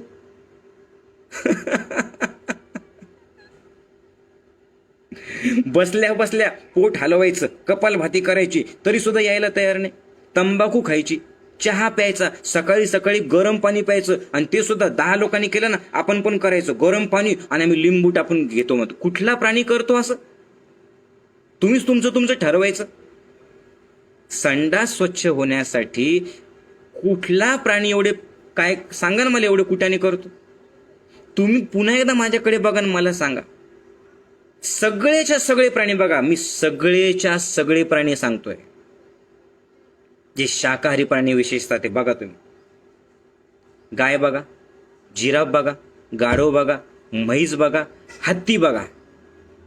चालता चालता संडास करून टाकतात. बरोबर आहे? नाही करत? किती सहजता आहे तुम्ही बघा ना. सहज आलं झालं संपलं. काहीही करण्याची गरज नाही. आहे की नाही सांगा तुम्ही मला. चालता चालता त्यांना वाट बघायची गरज आहे? 15-15 मिनिटं बसायची गरज आहे? तुम्हाला 15-15, 20-20 मिनिटं बसण्याची गरज पडते संडासमध्ये. तुम्हाला होत नाही. तुम्हाला ऍसिडिटीच्या गोळ्या घ्याव्या लागतात. याचा अर्थ तुम्ही आतड्याला केवढं घाण केलेलं आहे बघा. वर बदलण्याची तयारीने गोळ्या घेतात. नीट आहे का मी काय सांगतोय? तोंडातून आतमध्ये काय जातंय त्याला तुम्ही ठीक करा. खालून बाहेर काय येतंय त्याला ठीक करण्याची गरज नाही. ते आपोआप ठीक होतं. तुमची संडास कशी होते याच्यावरती तुमचं आरोग्य अवलंबून आहे. कळतंय का? किती औषधं घेतायत तुम्ही. कुठल्याही शाकाहारी प्राण्याला जर बघितलं ना सहज होऊन जातं. गाय बघा, म्हैस बघा. तुम्हाला काय झालेलं आहे? कारण तुम्ही चुकीचं जेवण करताय, चुकीच्या वेळेला जेवण करताय. म्हणून 2 नियम. एक, भूक लागल्याशिवाय जेवायचं नाही. वारंवार तुम्ही खायचं नाहीये.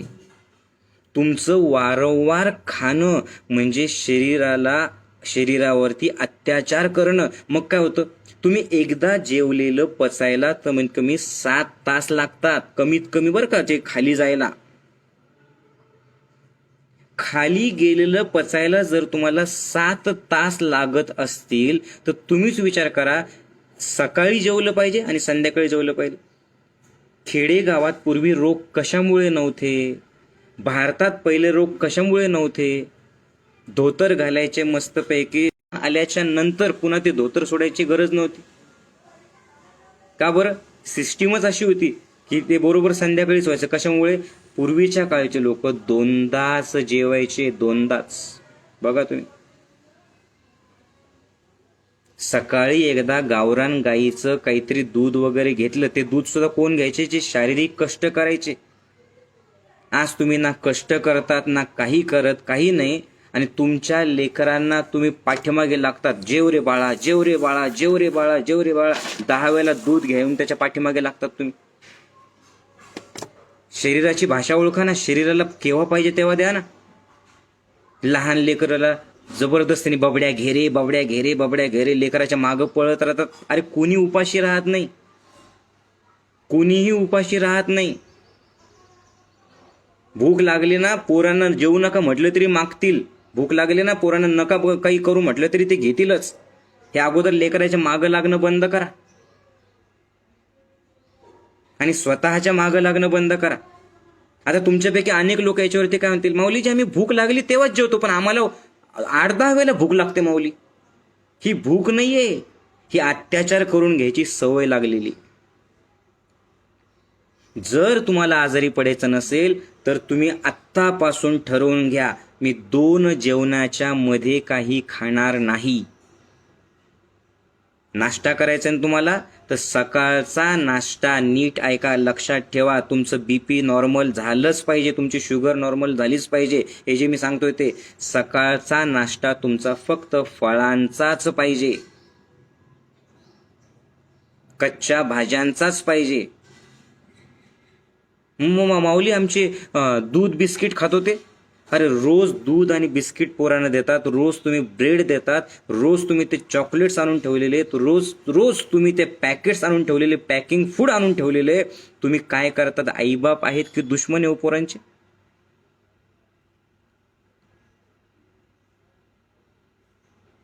तुम्ही बघा ना, तुम्ही काय करताय. तुम्ही हे पॅकिंग फूड जे आहे ना ते लवकर पॅक करून तुम्हाला घेऊन जात. पॅकिंग फूड चांगलं आहे कुणासाठी? दुकानदारांसाठी, कारण ते टिकतं. पण जे जास्त दिवस टिकतं ते तुम्हाला टिकू देत नाही. चांगलं अन्न कुठले शरीरासाठी? जे आज तयार केलं आणि उद्या जर सडत असेल तरच ते चांगलं आहे. हे पॅकिंग फूड असू द्या, कुठल्याही कंपनीचा ज्यूस असू द्या फळांचा, हे कधीच घ्यायची गरज नाही. तुम्ही फसवताय स्वतःला. आंब्याचा रस एवढा दिवस राहतो का हो? मोसंबीचा रस एवढा दिवस राहतो का हो? सांगा ना मला. हे रस एवढ्या दिवस राहत आहेत याचा अर्थ काय? त्याच्यात प्रिझर्वेटिव्ह टाकलेले, ते तुमच्या शरीरासाठी घातक आहे. मग काय करायला पाहिजे? ज्याचं ज्या मोसममध्ये जे फळ येतात ते फळ सकाळी सकाळी खायचे. ठीक आहे, पोहे खायचे तुम्हाला, खा ना.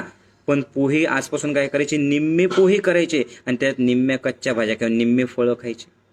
सकाळचं सांगतोय मी तुम्हाला.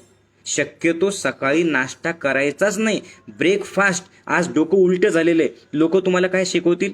ॲलोपॅथी तुम्हाला काय शिकवेल? ब्रेकफास्ट हेवी करा, जेवण कमी करा, रात्रीचं जेवण कमी करा. अरे आठव एकदा भारतामध्ये, चल घे तू वाघभट्टांचं काढ, तू चरकाचं ते सगळे पुस्तकं काढ, तू सुश्रुतांनी लिहिलेले सगळे ग्रंथ काढ आणि ब्रेकफास्ट हा शब्द, न्याहारी हा शब्द कधी होता का सांगा? ब्रेकफास्ट हा शब्द भारतात कधी होता का सांगा? पण परदेशातून अर्ध्या हाळकोंडानी पिवळे होऊन आलेले जे लोक आहेत ना, यांनी हे काढलं ब्रेकफास्ट. हा ब्रेकफास्ट हा कधीच नव्हता. तुम्ही 2 वेळेला जेवा ना दिवसातून. सकाळी तुम्ही जर लवकर उठत असताल तर मी 9 वाजता जेवण करतो, कारण मी उठतो 4 वाजता.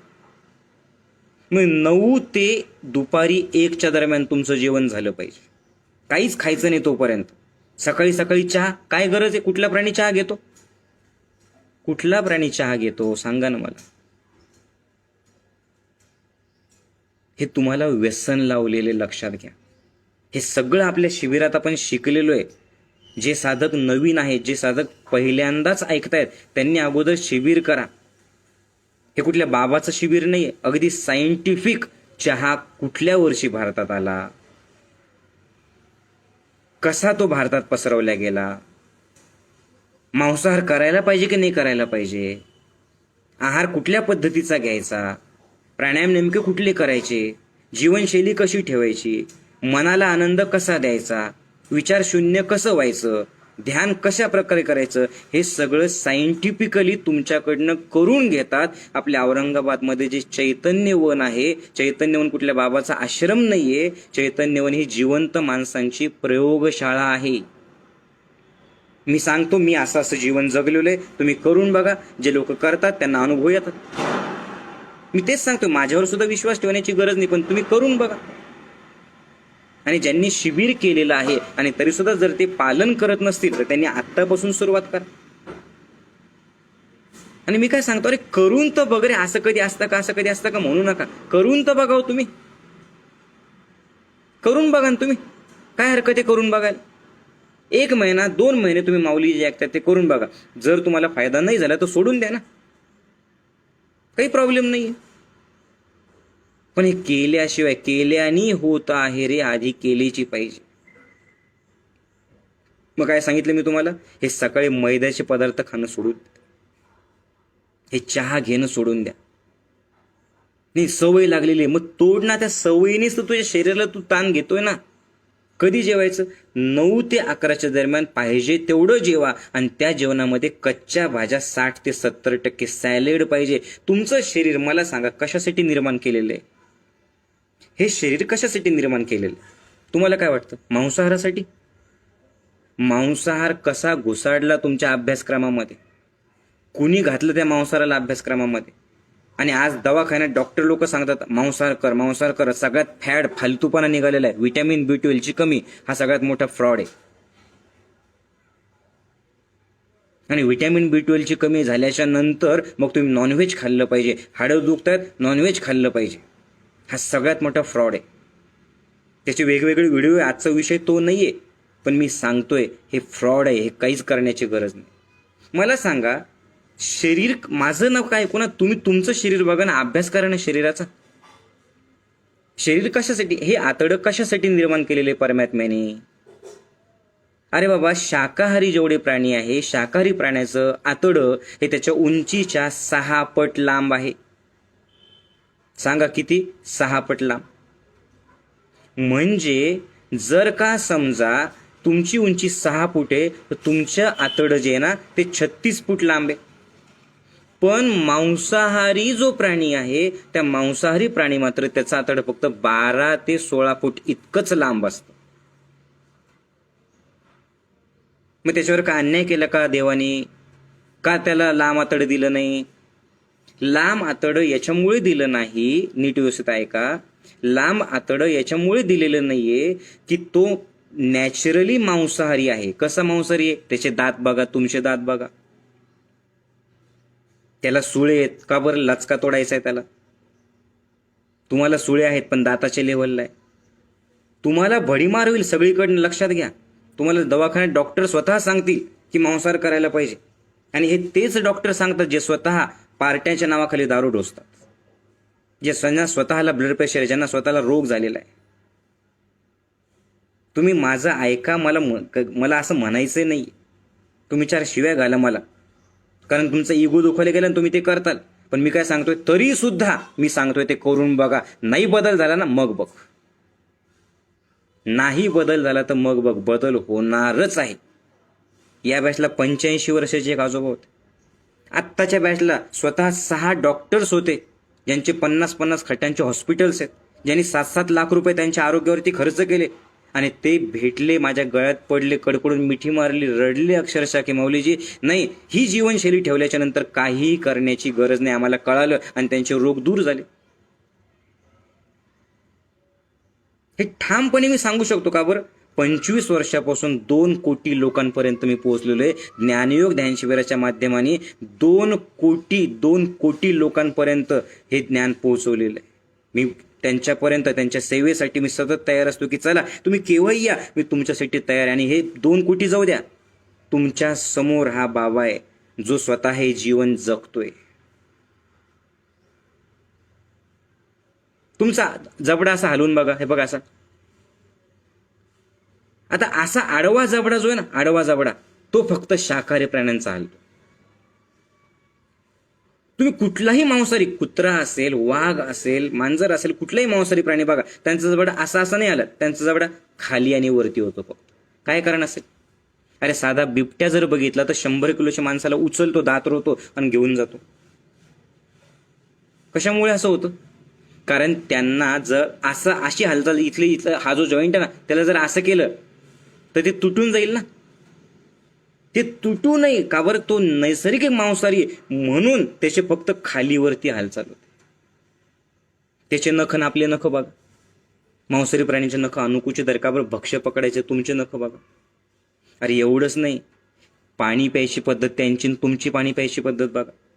सगळेच्या सगळे शाकाहारी प्राणी जे आहेत ना, ते जीभ लावून पाणी ते ओठ लावून पाणी पितात. शाकाहारी प्राणी ओठ लावून पाणी पितात. घोडा असू द्या, गाय असू द्या, हत्ती असू द्या, जिराफ असू द्या, माणूस असू द्या, बघा तुम्ही. आणि सगळेच्या सगळे शाकाहारी प्राणी जीभ लावून चाटतात पाण्याला. त्यांच्या जठरातले रस तुमच्या जठरातले रस वेगवेगळे आहेत. त्यांच्या आतड्याची लांबी तुमच्या आतड्याची लांबी वेगवेगळे. अरे इतकंच कशाला, शाकाहारी प्राणी जे आहेत ना, त्यांना घाम येतो म्हणून त्यांना जीभ बाहेर काढावी लागत नाही शरीर थंड करण्यासाठी. पण तुम्ही कुठलाही मांसाहारी प्राणी बघा, कुत्रा बघा, कुठलाही प्राणी बघा, वाघ बघा, ते काय करतात? शीतकारी असं का बरं करतात? कारण त्यांच्या शरीराला घाम येत नाही. आणि शरीराला घाम येत नाही म्हणून शरीर त्यांना जीभ बाहेर काढून थंड करावं लागतं. हे मी केलाय का फरक? हा कुणी केलाय हा फरक? हा फरक केलाय परमात्म्याने, निसर्गाने, ज्याने हे शरीर तयार केलेलं. समजताय का?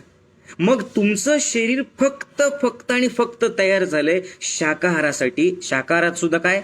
नैसर्गिक अन्नासाठी. कशासाठी? नैसर्गिक अन्नासाठी. म्हणजे तुमच्या जीवनामध्ये मी स्वतः तुम्हाला सांगतोय, मागच्या कित्येक वर्षापासून फक्त दिवसा अर्धी भाकरी खातो आणि रात्री संध्याकाळच्या वेळेला अर्धी भाकरी खातो. अर्ध्या भाकरीपेक्षा जास्त माझं जेवण नाहीये. म्हणजे दिवसभरात मी एक ज्वारीची भाकर खातो, पोळ्या तर मी खातच नाही. कधी अपवादात्मक कुठल्या साधकाकडे गेलो, तिथे भाकरी अवेलेबल नसेल, तिथं नाटक करत तिथे मी खाऊन घेतो. पण अर्धी भाकर मला पुरते आणि अर्धी भाकर संध्याकाळी पुरते. तरी सुद्धा मी रोज 12 किलोमीटर पळून येतो. मी रोज डोंगर चढतो. मी रोज शारीरिक कष्टाचा व्यायाम करतो. मी रोज 6-6 तास बोलतो. मी रोज फक्त 18 तासच झोपतो. 5 ते 18 तासच 18 तास काम करून 6 ते 5 तासच झोपतो. विचार करा, 18 तास काम करतो आणि 5 ते 6 तासच झोपतो. पण तरी सुद्धा 43 वर्षाचा असताना सुद्धा माझ्यात ती कॅपॅसिटी, उलट अगोदरचे सगळे रोग निघून गेले माझे. एक नवीन जन्म माझा झाल्यासारखा वाटतो, एक नवीन उत्साह माझ्यामध्ये. कशामुळे?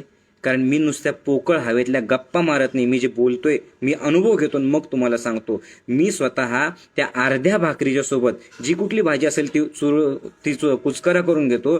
पण माझ्या अर्ध्या भाकरीसोबत 70% कच्च्या भाज्यांचं मी सेवन करतो. रोज माझ्या जेवणामध्ये पालक, मेथी, चुका, गाजर, टोमॅटो, बीट, पत्ता कोबी आणि बघा माझे पिल्लू पण सांगते, तिला सुद्धा माहिती आहे, काकडी, ती सुद्धा सांगते बघा काकडी. हे माझे लेकरं सुद्धा हे खातात. आई बापांनी जर बदल केला ना तर लेकरं बरोबर स्वतः बदल करतात. ती तिथून मला सांगते का बाबा काकडी विसरली तुम्ही सांगायची. म्हणजे माझ्या जेवणामध्ये वैज बेटा तिकडे माझ्या जेवणामध्ये फक्त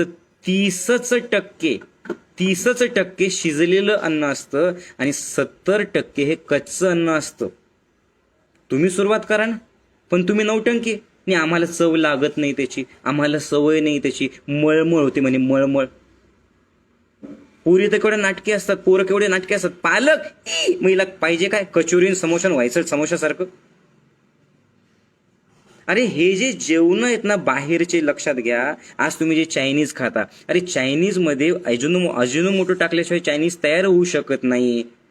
अजिनोमोटो कॅन्सर 100% आणतातच. मी मागही सांगितलं होतं, 20 वर्षापासून मी सांगतोय की ते मॅगी जे तुम्ही खातायत ना, खाऊ नका.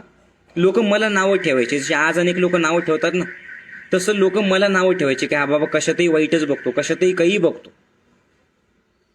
तुम्ही मला सांगा, मॅगीवर मध्ये बंदी आणली होती का नव्हती? सांगा मला, हो का नाही? का बंदी आणली होती त्यांनी? कारण या मॅगीमध्ये जपानमध्ये टाकासाकी नावाचा एक आहारशास्त्रज्ञ आहे. त्या मॅगी कंपनीने काय केलं, नेस्ले कंपनीने काय केलं, त्या टाकासाकीला पैसे दिले आणि सांगितलं की असं काहीतरी कर की मॅगी पोरांनी पुन्हा पुन्हा खाल्ली पाहिजे. हे मॅगीचं पोरांना व्यसन लागलं पाहिजे. त्यांनी घरचं जेवण आईबापाचं त्यांना आवडायला नाही पाहिजे, त्यांनी पुन्हा पुन्हा खाल्लं पाहिजे. मग या टाकासाकीने काय केलं, त्यांना सांगितलं की एक पदार्थ टाका. कुठला पदार्थ? MSG नावाचा पदार्थ मॅगीत टाकायला सांगितलं. आता MSG म्हणजे काय? मोनोसोडियम ग्लुकामेट.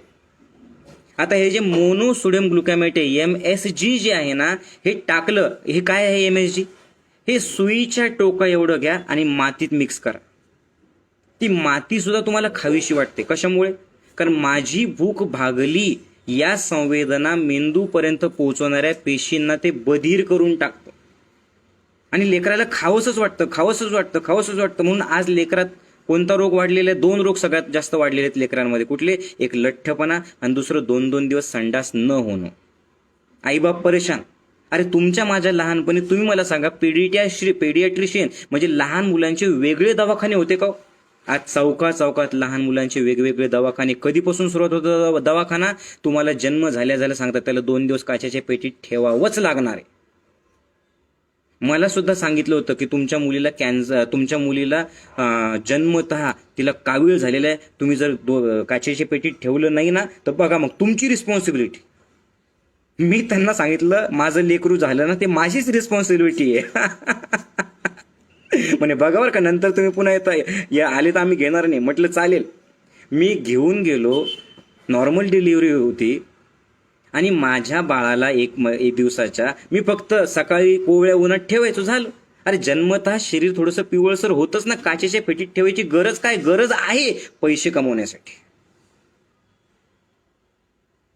बघा तुम्ही,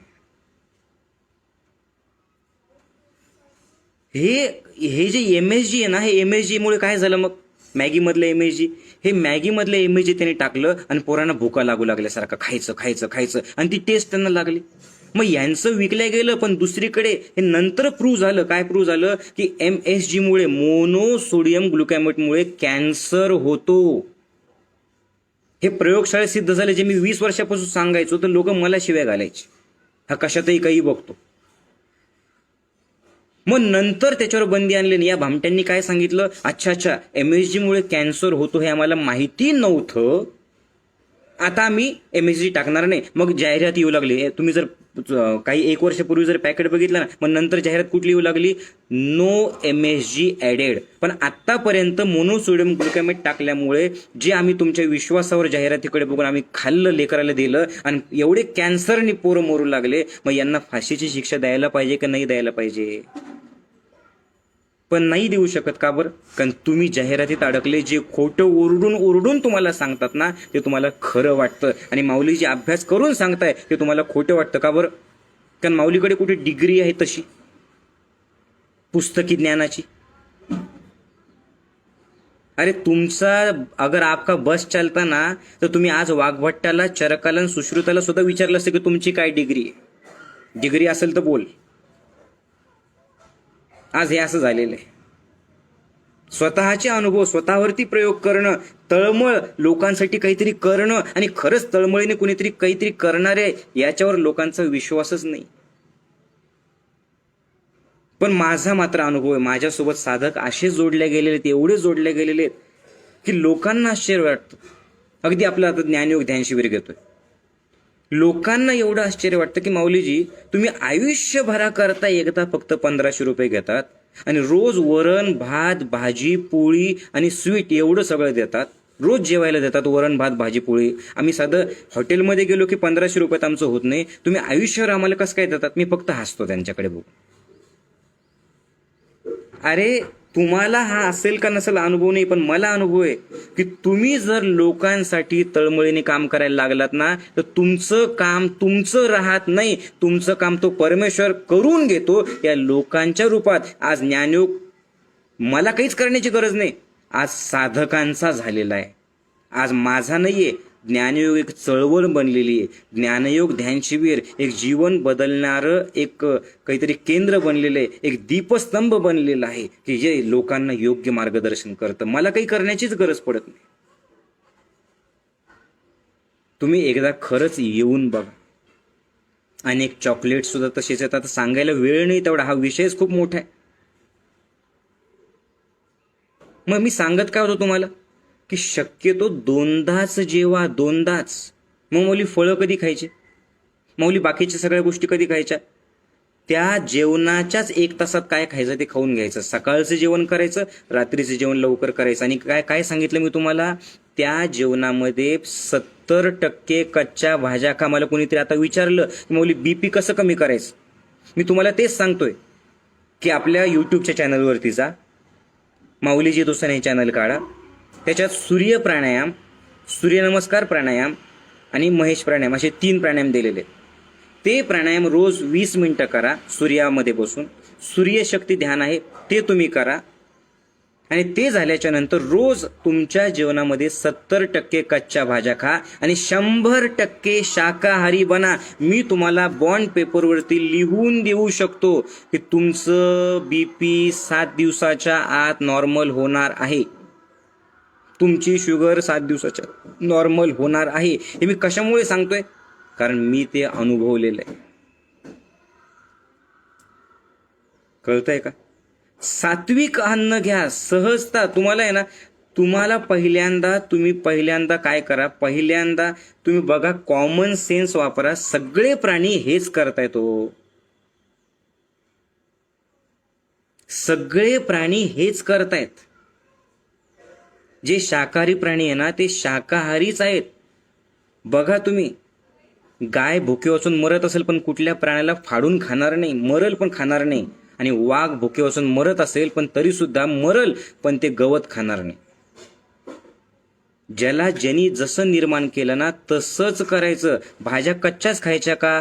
हो, कच्च्याच खायच्या, 2 वेळेला धुवून घ्यायच्या. यूट्यूब चॅनलवरती ज्ञानयोग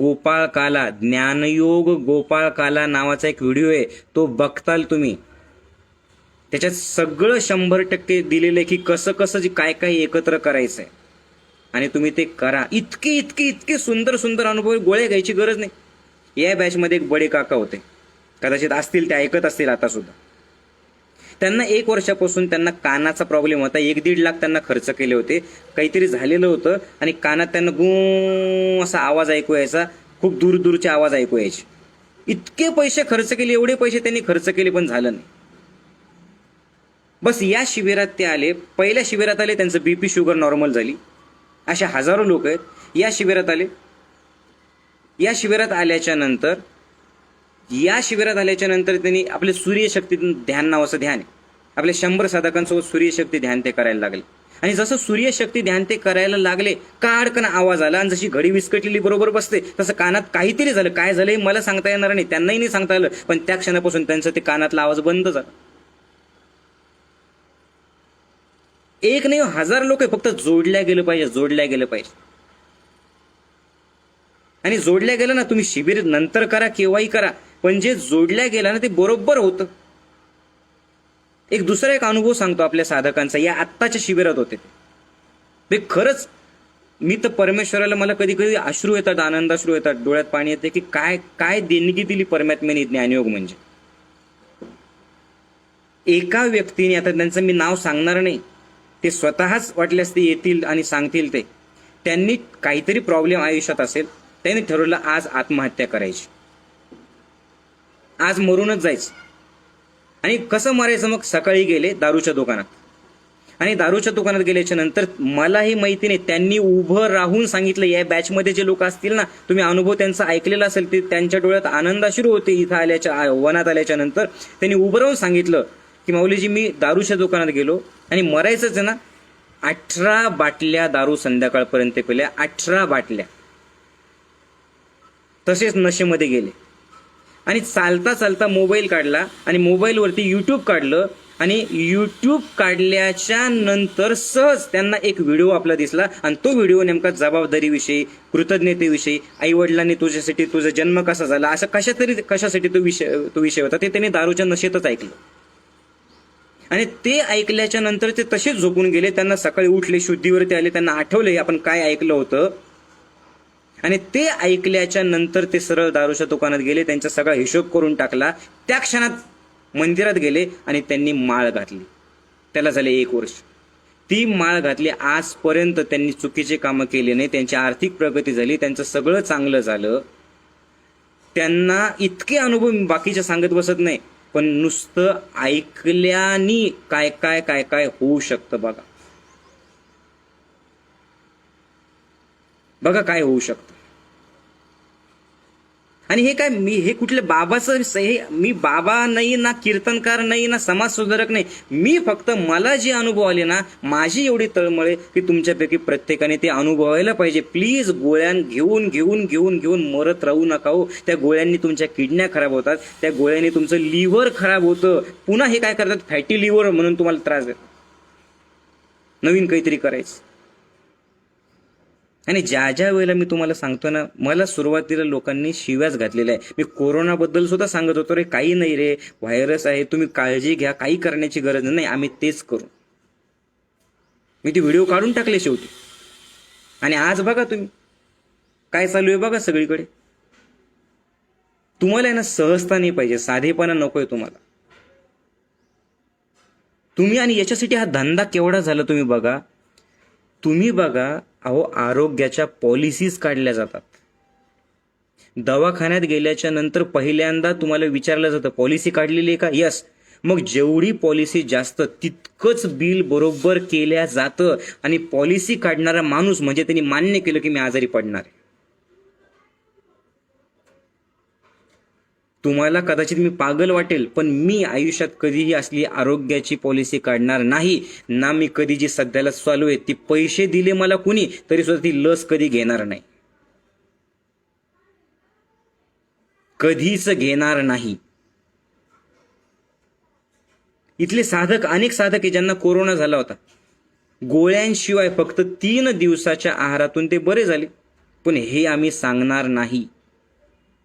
विषय निघाल्यास मी पुन्हा सांगतो की 3 दिवसाचा जो आपला आहार आहे, म्हणजे जर तुम्हाला कोरोना पॉझिटिव्ह तुम्ही आले, तर जर समजा तुमचं 50 किलो वजन असेल, तर तुम्ही 3 दिवसात 50 ते 70 किती किलो वजन असू द्या, 3 दिवसात तुम्हाला, लक्षपूर्वक आहे का, 3 दिवसात तुम्हाला 50 मोसंब्या ज्यूस करून घ्यायच्यात. आणि त्याचा आपला एक व्हिडिओ आहे बघा, विषाणूजन्य रोग दूर कसे करायचे.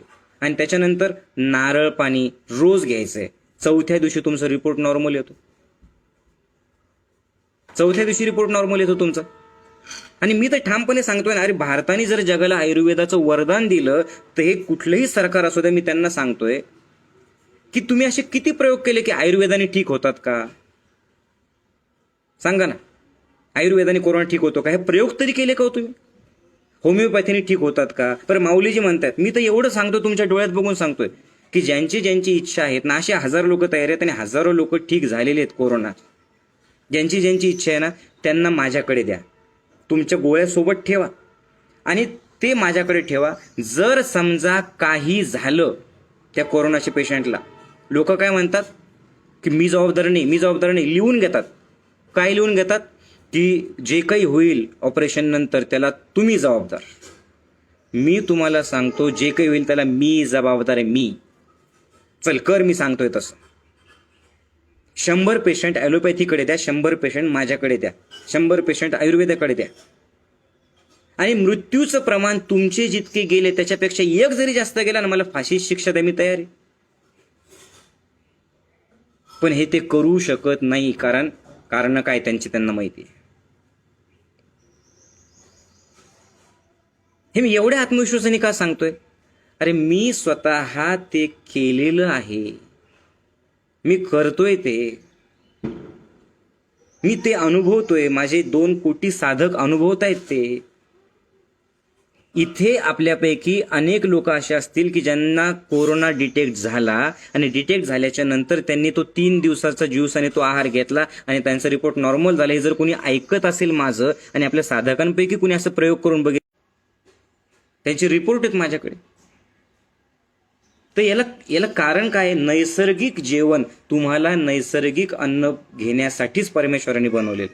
शास्त्रीय आधार आहे का? यस, 100% शास्त्रीय आधार आहे. काय आहे? आता तो व्हिडिओ खूप मोठा आहे, विषाणूजन्य रोग दूर कसे करायचे याचा व्हिडिओ आपल्या यूट्यूबच्या चॅनलवरती जाऊन बघा, त्याला शास्त्रीय आधार आहे.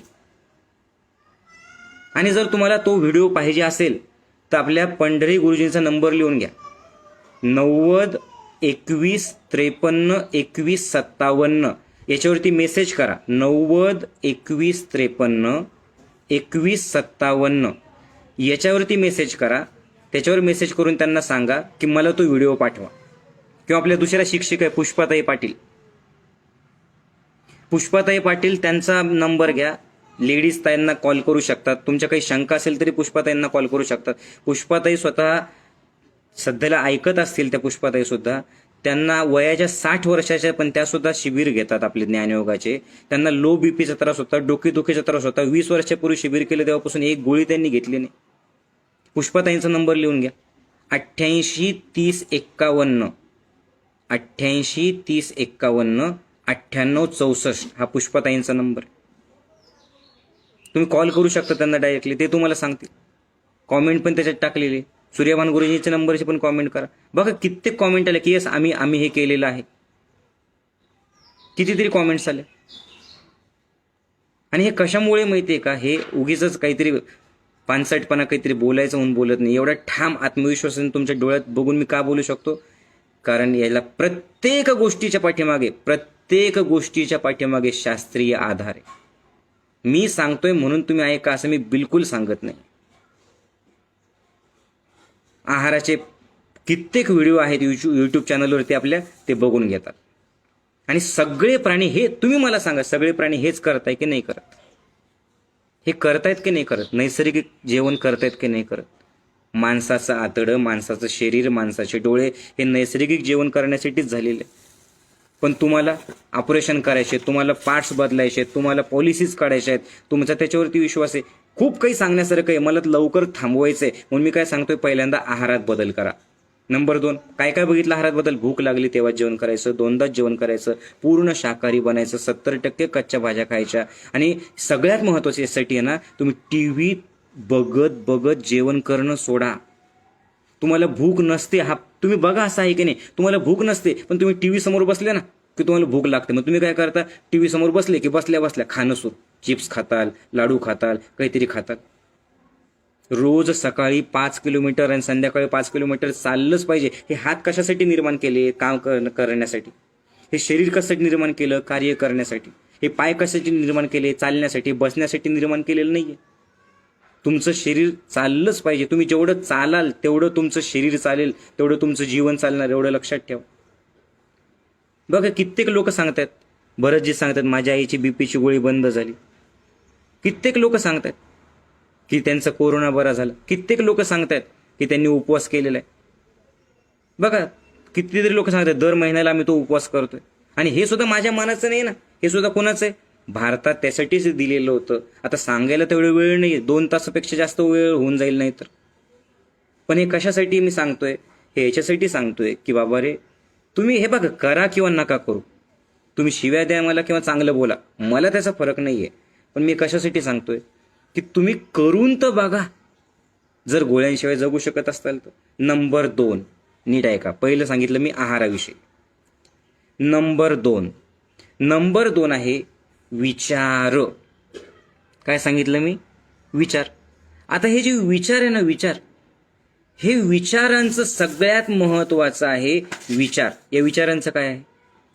जे जास्तीचा विचार करतात त्यांना जास्तीचे रोग होतात.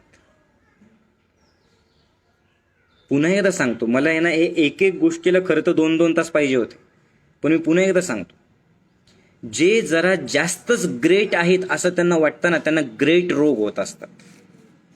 जास्त बुद्धिमान लोक, हे जे जास्त बुद्धिमान लोक आहेत ना, हे काय करतात, प्रत्येक गोष्टीत काड्या करण्याचा प्रयत्न करतात. ते नॅचरल लहान बाळासारखं राहत नाही. या मागच्या 20 वर्षात हा फालतूपणा किती वाढला तुम्हीच सांगा. प्रोटीन किती घ्यायचं, कॅल्शियम किती घ्यायचं, जेवणात फायबर किती घ्यायचं, कधी जेवायचं, किती वेळेला संडास झाली पाहिजे, किती वेळेला जेवायचं, याच्याविषयीचे किती व्हिडिओ यांनी निर्माण केले बघा. पाणी कधी प्यायचं, झोप कधी घ्यायची, झोप किती वेळ घ्यायची, काय करतायत? विचार विचार विचार विचार, फक्त विचार. अरे मला सांगा, मी का विचार करू? मी का बरं विचार करू की मी किती खायचं, किती पाणी प्यायचं, कधी जेवायचं, किती खायचं? अरे शरीराला ठरवू द्या ना. निसर्गाने शरीर तयार केलेलं आहे ना. निसर्गाने शरीर तयार केलं की नाही, मग निसर्ग ठरवेल ना. पण तुम्ही कुठे निसर्गासोबत आहात? किती वर्ष झाले तुम्ही निसर्गात जाऊन राहिलात? किती वर्ष झाले तुम्ही डोंगर चढलात? किती वर्ष झाले तुम्ही उगवत्या सूर्याला पाहिलं सेल्फी न काढता? किती वर्ष झाले तुम्ही समुद्रकिनारी गेलात सेल्फी न काढता? निसर्गाची आवड आहे. मी का बरं विचार करू? अरे प्राण्यांना रोग का बरं नाहीये? प्राणी सुद्धा हेच फॉलो करतात ना मी जे सांगतोय ते, म्हणून त्यांना रोग होत नाही ना. आणि तुम्ही ते ट्रीटमेंट करण्यासाठी अशा डॉक्टरांकडे जाता ज्यांना स्वतःला भरपूर रोग आहेत. ज्यांना स्वतःला डायबिटीस आहे, तो डायबिटीस स्पेशालिस्ट डॉक्टर. ज्याला पोट असं भरभनसाट वाढलेलं, ढेऱ्याचे ढेऱ्या, ते ते ते कुठले तरी पोटाचे रोग, कुठली स्कोपी असते ती स्कोपी करतात.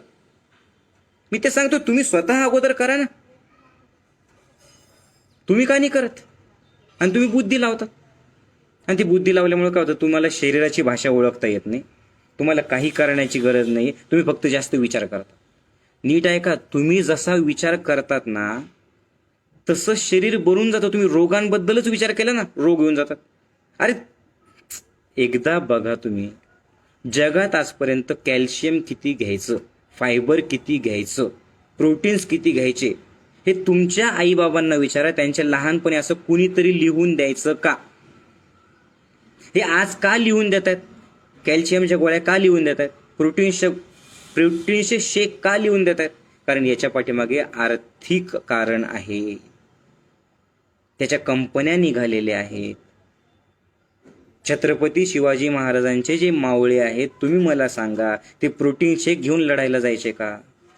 ते कॅल्शियम घ्यायचे का? सांगा मला. त्यांचा 6 पॅक्स ॲब्स होता का? ते काटक होते. त्यांच्या आयुष्यात एक ध्येय होतं, काटक बना ना. एक जण माझ्याकडे आला, मला माऊली म्हणलं खूप मोठा रोग झाला, आणि त्या रोगासाठी त्यांनी कित्येक हजार रुपये खर्च केले. शेवटी त्याला मानसोपचार तज्ञाकडे दाखवलं. ते शेवटी माझ्याकडे आलं होतं. कशामुळे? मला दिवसातून 3 ते 4 वेळेला संडासला जावं लागतं म्हणे. आणि दवाखान्यात त्याला गोळ्या भेटल्या होत्या. आता मी डोक्याला हात लावला, अरे प्रत्येकाचं शरीर वेगवेगळं आहे. 3 ते 4 वेळेला संडासला जावं लागणं हा रोग आहे का हो?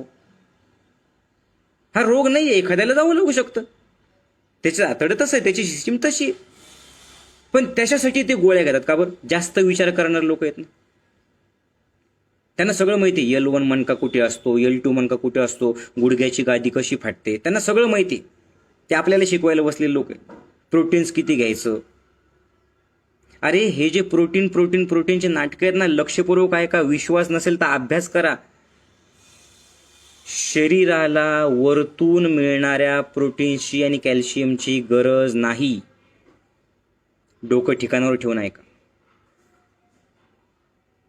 शरीराला वरतून मिळणाऱ्या प्रोटीन्सची आणि कॅल्शियमची गरज नाही. जे लोक वरतून पावडरच्या रूपात प्रोटीन्स घेतात आणि कॅल्शियम घेतात, 100% कधी ना कधी ते कॅन्सर होतो म्हणजे होतोच. हे माझं म्हणणं नाहीये, हे प्रूव्ह केलेलं आहे.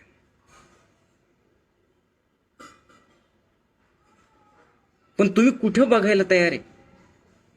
अरे महाराष्ट्रीयन जेवण जे ना, वरण भात भाजी पोळी आणि सणासुदीला वेगवेगळे पदार्थ, हे सगळे सण सुद्धा असे निर्माण केलेले. कोजागिरीलाच दूध का बरं घ्यायला सांगितलं? ते चंपाषष्ठीलाच वांग का बरं खायला सांगितलं? त्याला कारण, दिवाळीच्या वेळेलाच तुम्ही तेलकट पदार्थ का बरं खायचे? एकमेकांना फराळाला बोलवायचं. रस आखाजीलाच का बरं घ्यायचा? गुढीपाडव्याच्या दिवशी काय खायला पाहिजे? अरे त्या चातुर्मासातच कांदा लसूण का सोडायचं?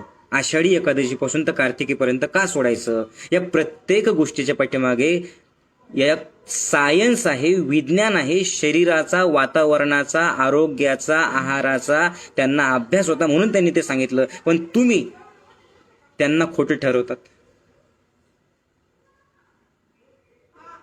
त्यांना तुम्ही खोटे ठरवतात. आणि वरतून प्रोटीन्स घ्यायचे. मला सांगा, कुठल्याही आजपर्यंत या मागच्या 20 वर्षापर्यंत प्रोटीनची पावडर कोणी विकत होतं का? कॅल्शियमच्या गोळ्या कोणी विकत होत्या का? व्हिटॅमिनच्या गोळ्या कोणी विकत होत्या का? तुम्ही मला सांगा ना. एक लास्ट सांगतो, थांबूयात आपण. खूप आहे पण आपला वेळ खूप झालेला आहे म्हणून थांबूयात आपण. साधं व्हिटॅमिन ए ची गोळी, व्हिटॅमिन बी ची गोळी, व्हिटॅमिन सी ची गोळी. समजा व्हिटॅमिन सी काय करतात, तुम्हाला दवाखान्यात गोळ्या देतात. का गोळ्या देतात?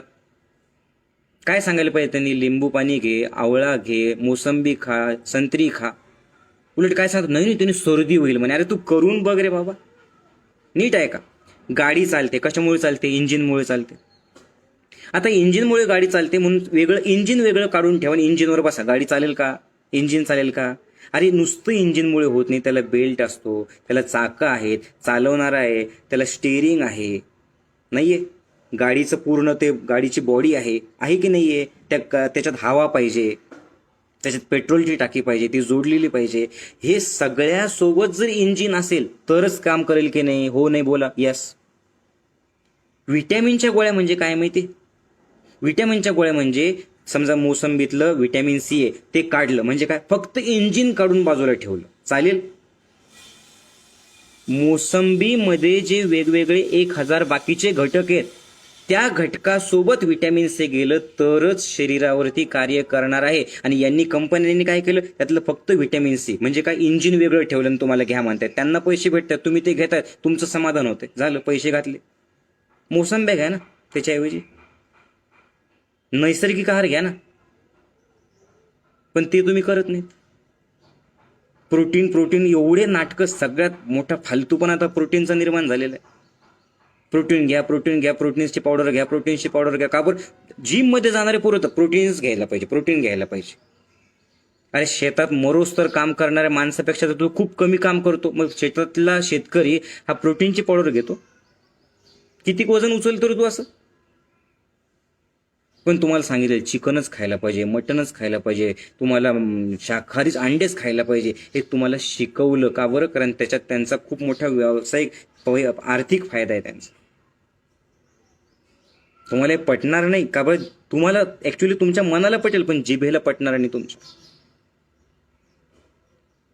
ओसीडीचा त्रास कशामुळे हा ओसीडी शब्द काढला? एन्झायटी कशामुळे एन्झायटी शब्द काढला? कशामुळे काढला? साधं एक उदाहरण देतो बरं का. एक पेशंट आपला साधक होता, शिबिर केलं, खूप फायदा झाला, नंतर दिलं सोडून. आता त्यांचं कुठलं तरी काहीतरी होतं, मिरवणूक. 2 दिवस बस झोप नाही, काही नाही. 1-2 तास झोपला, मस्त काहीतरी टेन्शन. 2 दिवस काम घेतली असेल काहीतरी आणि चक्कर येऊन पडला. आता चक्कर येऊन पडल्याच्या नंतर दवाखान्यात ऍडमिट झाले. औरंगाबादमधलं फार मोठं स्पेशल हॉस्पिटल आहे, क्रांती चौकाच्या आसपास. आता तिथे ज्या वेळेला ते चक्करून पडले, इलाज काय पाहिजे होता माहितीये का? इलाज फक्त एवढा होता की तू विचार अगोदर काय काय गेलं होतं, कशामुळे झालं होतं, बीपी का बरं वाटला असेल, 2 दिवस झोपला होता का? मग काय करायला पाहिजे होतं? साधी योग निद्रा करा, 2 दिवस काम करू नका, 1 दिवस साधा उपवास करा आणि साधा ज्यूसवरती राहा. ठीक झाला असता. काय केलं माहिती? तिथं मी भेटायला गेलो होतो. काय केलं तिथं? 100 वेळेला सलाईन लावलं. त्यांना मी चेक केलं, मेंदूतलं जे मेंदूच्या आजारासंबंधीच्या गोळ्या आहेत त्या गोळ्या त्यांना दिल्या. का बरं? चक्कर आली ना, मेंदूशी रिलेटेड ते आजार आहेत नाही. आणि त्यांनी त्या घेतल्या. आयुष्यभर आता गोळ्या घ्यायच्या त्यांना.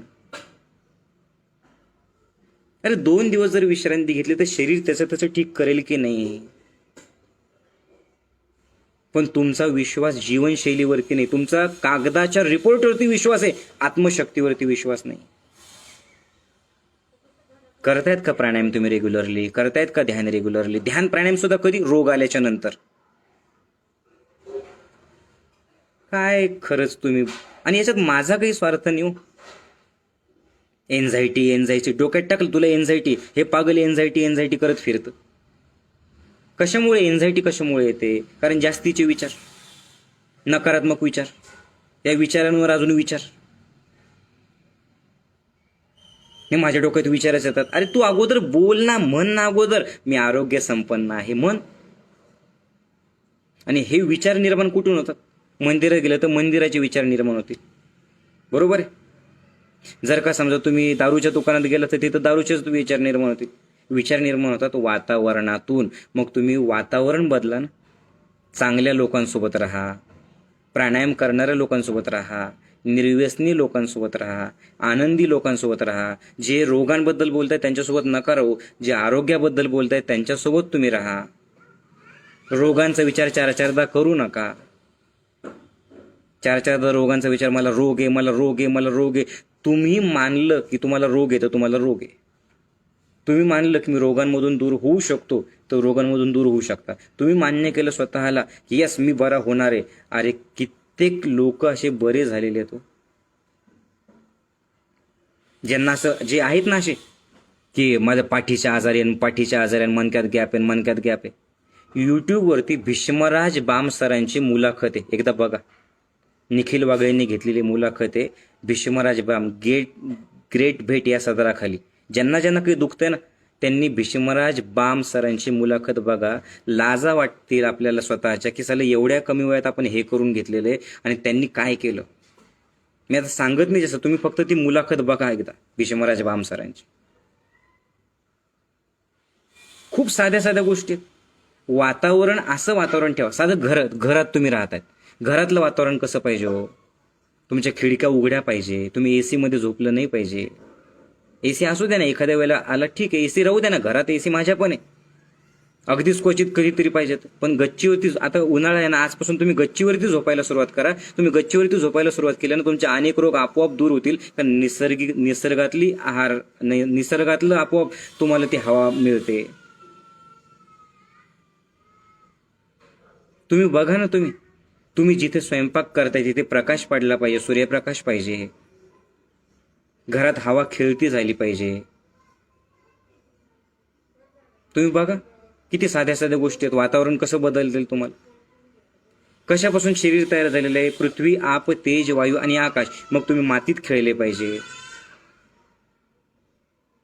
किती दिवस झाले मातीची आंघोळ केली. साधा एक प्रयोग करा तुम्ही. ज्यांचं अंग दुखतंय किंवा रक्त कमी आणि हिमोग्लोबिन कमी असे म्हणणारे लोक आहेत ना, कुठून तरी वारुळ असतं ना, मुंग्यांचं वारुळ, ते वारुळाची माती घ्यायची किंवा तुळशीच्या खालची माती घ्यायची. आणि ही तुळशीच्या खालची माती जिथे रसायन नाहीये किंवा वारुळाची माती घ्यायची आणि ती माती पूर्ण अंगाला लावून घ्यायची. आणि ती माती पूर्ण अंगाला लावून किती लावायची, ओळखून यायला पाहिजे तुम्ही कोण आहेत ते. इतकी पूर्ण अंगाला लावून घ्यायची आणि ती माती लावून उन्हात थांबायचं. आणि ती माती वाळली की आंघोळ करून घ्यायची. आठवड्यातून 3 दिवस तुम्ही करा. आपोआप तुमचे त्वचेचे रोग दूर होतील. आपोआप तुमचं जे जडपण आहे ना तो रोग ते आपोआप दूर होईल. करून बघा तुम्ही. किती साध्या गोष्टी तुम्ही ते करत नाही. सध्या ज्यांना सांगतात व्हिटॅमिन डी, काही व्हिटॅमिन डी गोळ्या घ्यायची गरज नाही. त्याच्याऐवजी करा ना एकत्र या घरातले, एकमेकांना मस्त तिळाच्या तेलाने मालिश करून द्यायची आणि सकाळी उन्हात बसायचं. 8 दिवस तुम्ही तिळाच्या तेलाने मालिश करा आणि उन्हात बसा. तुमचे हाडं किती मजबूत होतात बघा. किती साधे सोपे गोष्टी आहेत. आणि हे लहानपणापासून याची सवय लागली पाहिजे.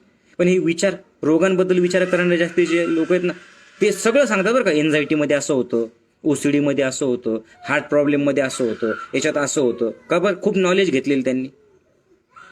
आणि करायचं काय यांना करायचं काहीच नाही. यांना फक्त काय करायचंय, यांना फक्त फुकट पाहिजे, सहज पाहिजे. साधं वजन कमी करायचंय. अरे शरीराला ना वजन कमी करायचं सांगायची गरज आहे, ना शरीराला वजन जास्त करण्यास सांगण्याची गरज. तू चुकीचं अन्न खाल्लं म्हणून वजन वाढलं. तू बरोबर अन्न घे, तुझं वजन सहज कमी होणार. तू 70% कच्च्या भाज्या खाल्ल्या, तू वेगळं कुटाने करण्याची गरज नाही ना. पण तुम्हाला ते नाही पाहिजे. तुम्हाला काय पाहिजे, वजन कमी करण्यासाठी तुम्ही सगळ्यात जास्त चालणारे व्हिडिओ कोणते, काढे पाहिजे तुम्हाला, काढे. अरे खरंच असल्या काढ्याने वजन कमी होतं का. आणि काय सांगतात, 2-4 मसाल्याचे पदार्थ टाकायला काहीतरी सांगतात, कुठून तरी ऐकलेलं असतं आणि घ्या ते आणि तुमची चरबी जळेल. खरंच 7 किलो वजन 5 दिवसात कमी होऊ शकतं. कॉमन सेन्स वापरा. त्यासाठी काय पाहिजे, वातावरण हेल्दी पाहिजे घरातल्या सगळ्यांनी मिळून प्राणायाम करा. विचार रोगांबद्दल करण्याच्या ऐवजी आरोग्याबद्दल करा. त्यासाठी सत्संग ऐकत राहा, चांगल्या लोकांच्या सोबत राहा. आणि त्याच्यानंतर मन करारे प्रसन्न सर्व सिद्धीचे कारण. मनात नेहमी आनंदी राहायचं, स्वतःला सूचना देत राहायची, मी आनंदी आहे, मी उत्साही आहे, मी एनर्जेटिक आहे. आता हे मनाचं खूप सांगायचं राहिलेलं आहे, पण मी इथे थांबणार आहे. कारण ऑलरेडी 11:15 वाजलेले आहेत, खूप वेळ झाला. मी 10 तास सुद्धा न थकता बोलू शकतो. याला कारण हे की मी पुस्तकात वाचलेलं बोलत नाही, मी जे अनुभवलं ते मी बोलतोय. रोज शरीराची आंघोळ करता, मनाची आंघोळ कधी केली हो? मनाची आंघोळ कशाने होईल? छान भजनं म्हणा. मनाची आंघोळ कशी होईल? ध्यान करा. कुठलं ध्यान करायचं? बघा, आपल्या चॅनलवरती कित्येक व्हिडिओ आहेत ध्यानाचे. कुठलंही एक ध्यान तुम्ही करू शकता. मनाची आंघोळ कशी करायची? विचार शून्य झाले पाहिजे. विचार शून्य ज्यावेळेस तुम्ही होतात, आपोआप विचार शुद्ध होतात. विचार बघा, साधी गोष्ट आहे. गाडी चालू असताना गाडीचं इंजिन दुरुस्त करू शकता का? सांगा मला. गाडी चालू असताना गाडीचं इंजिन दुरुस्त करू शकता का? नाही. त्यासाठी गाडी बंद करावी लागेल. मग मन 100 विचार असताना शुद्ध होऊ शकत नाही. विचार शुद्ध होण्यासाठी विचार शून्य व्हायला पाहिजे, आणि विचार शून्य होण्यासाठी स्वतःला विसरलं पाहिजे. मग स्वतःला विसरण्यासाठी लोक दारू ढोसतात, पण ती बेहोशी असते. अवेअरनेस म्हणतात त्याला, जागरूक अवस्था, ही ध्यानातूनच येते. खूप काही आहे सांगण्यासारखं, हजारो गोष्टी सांगण्यासारख्या. एका सत्संगात कसं सांगणार? बस तुम्ही फक्त या, जोडल्या जा ज्ञानयोगासोबत. ध्यान प्राणायाम नियमितपणे करा. बघा, अवंतीताई सांगते किडनीच्या रोगातून बाहेर झाले मी. किती किती साध्या साध्या गोष्टी आहेत. हाडांचं काही असेल, बस उन्हात तुम्ही व्यायाम करा. आणि पुन्हा एकदा एक लास्ट सांगतो, कॅल्शियमचे नाटकं, कॅल्शियमच्या गोळ्या. कॅल्शियम कशासाठी पाहिजे असतं सांगा मला? कशासाठी पाहिजे असतं कॅल्शियम? कॅल्शियम पाहिजे असतं हाडांच्या मजबूतीसाठी. बरं, सगळ्यात मजबूत हाडं कोणाचे आहेत? घोड्याचे आहेत, हत्तीचे आहेत, जिराफाचे आहेत आणि गाढवाचे आहेत. म्हणून तर गाढव ओझं वाहण्यासाठी वापरतात, घोडा रेसिंगसाठी. हॉर्स पॉवरमध्ये आपण शक्ती मोजतो. आता गाढव, हत्ती, घोडा, बघा तुम्ही, गाढव, हत्ती, घोडा, जिराफ हे काय खातात? तो काय खातात सांगा ना, बोला. काय खातात ते? फक्त पाला खातात, झाडांचा फळं खातात. पुन्हा नाटकं काय करतात? नाही, तुम्हाला जर हे सगळं व्हिटॅमिन B12ची कमी आहे ना, मग तुम्ही काय खायला पाहिजे? बकरी खायला पाहिजे, आणि बकरी खायला पाहिजे किंवा गाय खायला पाहिजे. काय काय काय काय सांगतात? मांस खायला पाहिजे, रेड मीट खायला पाहिजे, रेड मीट. बरं, बकरीचं मांसमध्ये व्हिटॅमिन B12 असं म्हणतात. ती बकरी काय खाते हो सांगावं? एक सारासार विचार बुद्धी ठेवा ना. ज्या बकरीचं मांस तुम्ही खायला सांगतात, ज्याच्यात व्हिटॅमिन B12 आहे म्हणे, ती बकरी काय खाते? बोला.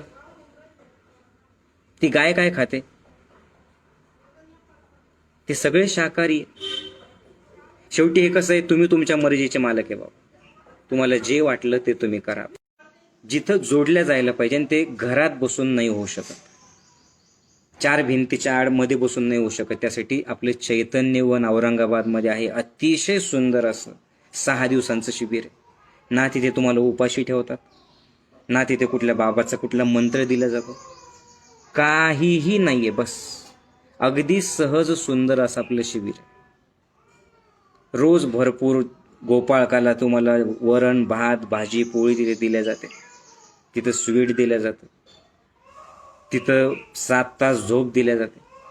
फक्त तिथे काय होतं? एक गोष्ट होती, स्वतःला विसरतात, माऊलीसोबत जोडल्या जातात, झाडांशी बोलता येतं. माणसांशी बोलतात ना, झाडांशी तुम्ही बोलू शकता. साबण लावून आंघोळ करता, माती लावून आंघोळ करू शकता. स्वतःला विसरण्यासाठी, मन शुद्ध करण्यासाठी गोळ्या घेतात, तिथे अमन अवस्थेला जातात. ऊर्जा वाढवण्यासाठी प्रोटीन शेक घेतात तुम्ही, इकडं तिथे प्राणायाम तुम्ही शिकतात. शरीर मन जोडल्या जातं, मन आणि आत्मा, आत्मा आणि परमात्मा. मग जिकडे तिकडे तोच परमात्मा दिसायला लागतो. मी आणि तो परमेश्वर एकच आहे, ही अनुभूती येते.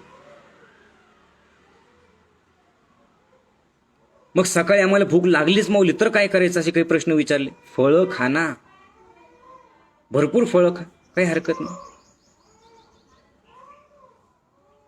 तर आता आपण इथे थांबूयात, कारण ऑलरेडी आता 11:30 वाजत आलेले. इथे थांबूयात.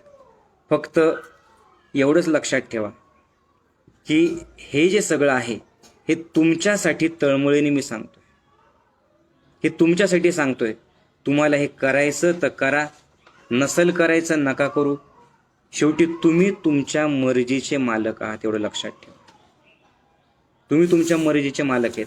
तुम्ही जर का समजा आचरण केलं तर तुमचं जीवन चांगलं होईल. त्याच्यामुळे आहार, विचार, वातावरण आणि मन याची शुद्धी झाली पाहिजे. हा सत्संग सर्वांना शेअर करा. 2 तासाचा सत्संग आहे. यूट्यूबवरती टाकेल मी, तुम्हाला सेंड करेल. सर्वांना शेअर करा. शिबिराविषयी बरेच लोक विचारत होते. सध्याला कोरोना असल्यामुळे त्यांच्या दृष्टीने शिबिरं नाही आहेत. ध्यान शिबिर सुद्धा कॅन्सल केलेलं आहे 27 तारखेचं. 16 एप्रिलला आपलं पुढचं शिबिर आहे. 16 एप्रिल बघूयात तोपर्यंत काय होतं. 6 दिवसाचं निवासी शिबिर 16 एप्रिलमध्ये आहे. भेटूयात आपण. यस, घेईल. झूमवरती सुद्धा सत्संग घेईल मी. आत्ता जेव्हा मला वेळ भेटला तेव्हा भेटूयात आपण. ओके, चालेल. तुमचा एवढा भरभरून रिस्पॉन्स, भरभरून सगळं एवढा उत्साह बघून मला अजून फुल एनर्जी येते आणि मी माझं काम करण्यासाठी अजून आनंदाने तयार असतो. आपण भेटूयात दर रविवारी. सगळ्यात महत्त्वाचं आहे, दर रविवारी 9 वाजता आपले सत्संग असतातच आणि वेगवेगळ्या विषयांवरती सत्संग असतात. तर तुम्ही सगळेजण हे करा. पॅरालिसिससाठी काय उपाय असं कोणीतरी विचारलं. फक्त शिबिर करा, शाकाहार बना, शिबिर करा, प्राणायाम करा. माझ्याकडे असे शेकडो उदाहरण आहेत. तुम्ही शिबिरात या, तुम्हाला उदाहरणच देतो की ज्यांचं पॅरालिसिस गोळ्यांशिवाय बरा झाला, त्यांना गोळ्या घ्यायची गरज पडलेली नाही. बघा, आत्मशक्ती, आत्मिक ऊर्जा, ही आत्मिक ऊर्जाच तुम्हाला ठीक करते. एवढं लक्षात ठेवा. आत्मिक ऊर्जाच तुम्हाला ठीक करते. तुम्ही ऊर्जा वाढवा, तुमचा पॅरालिसिस सुद्धा दूर होईल. ओके, भेटूयात आपण. जय गुरुदेव. आनंदी राहा, हसत राहा, एन्जॉय करा, फुल एन्जॉय करा. आयुष्य फक्त भरभरून जगण्यासाठी, चिंता करण्यासाठी बिलकुल नाही. त्याच्यामुळे आनंदात राहा आणि जय गुरुदेव.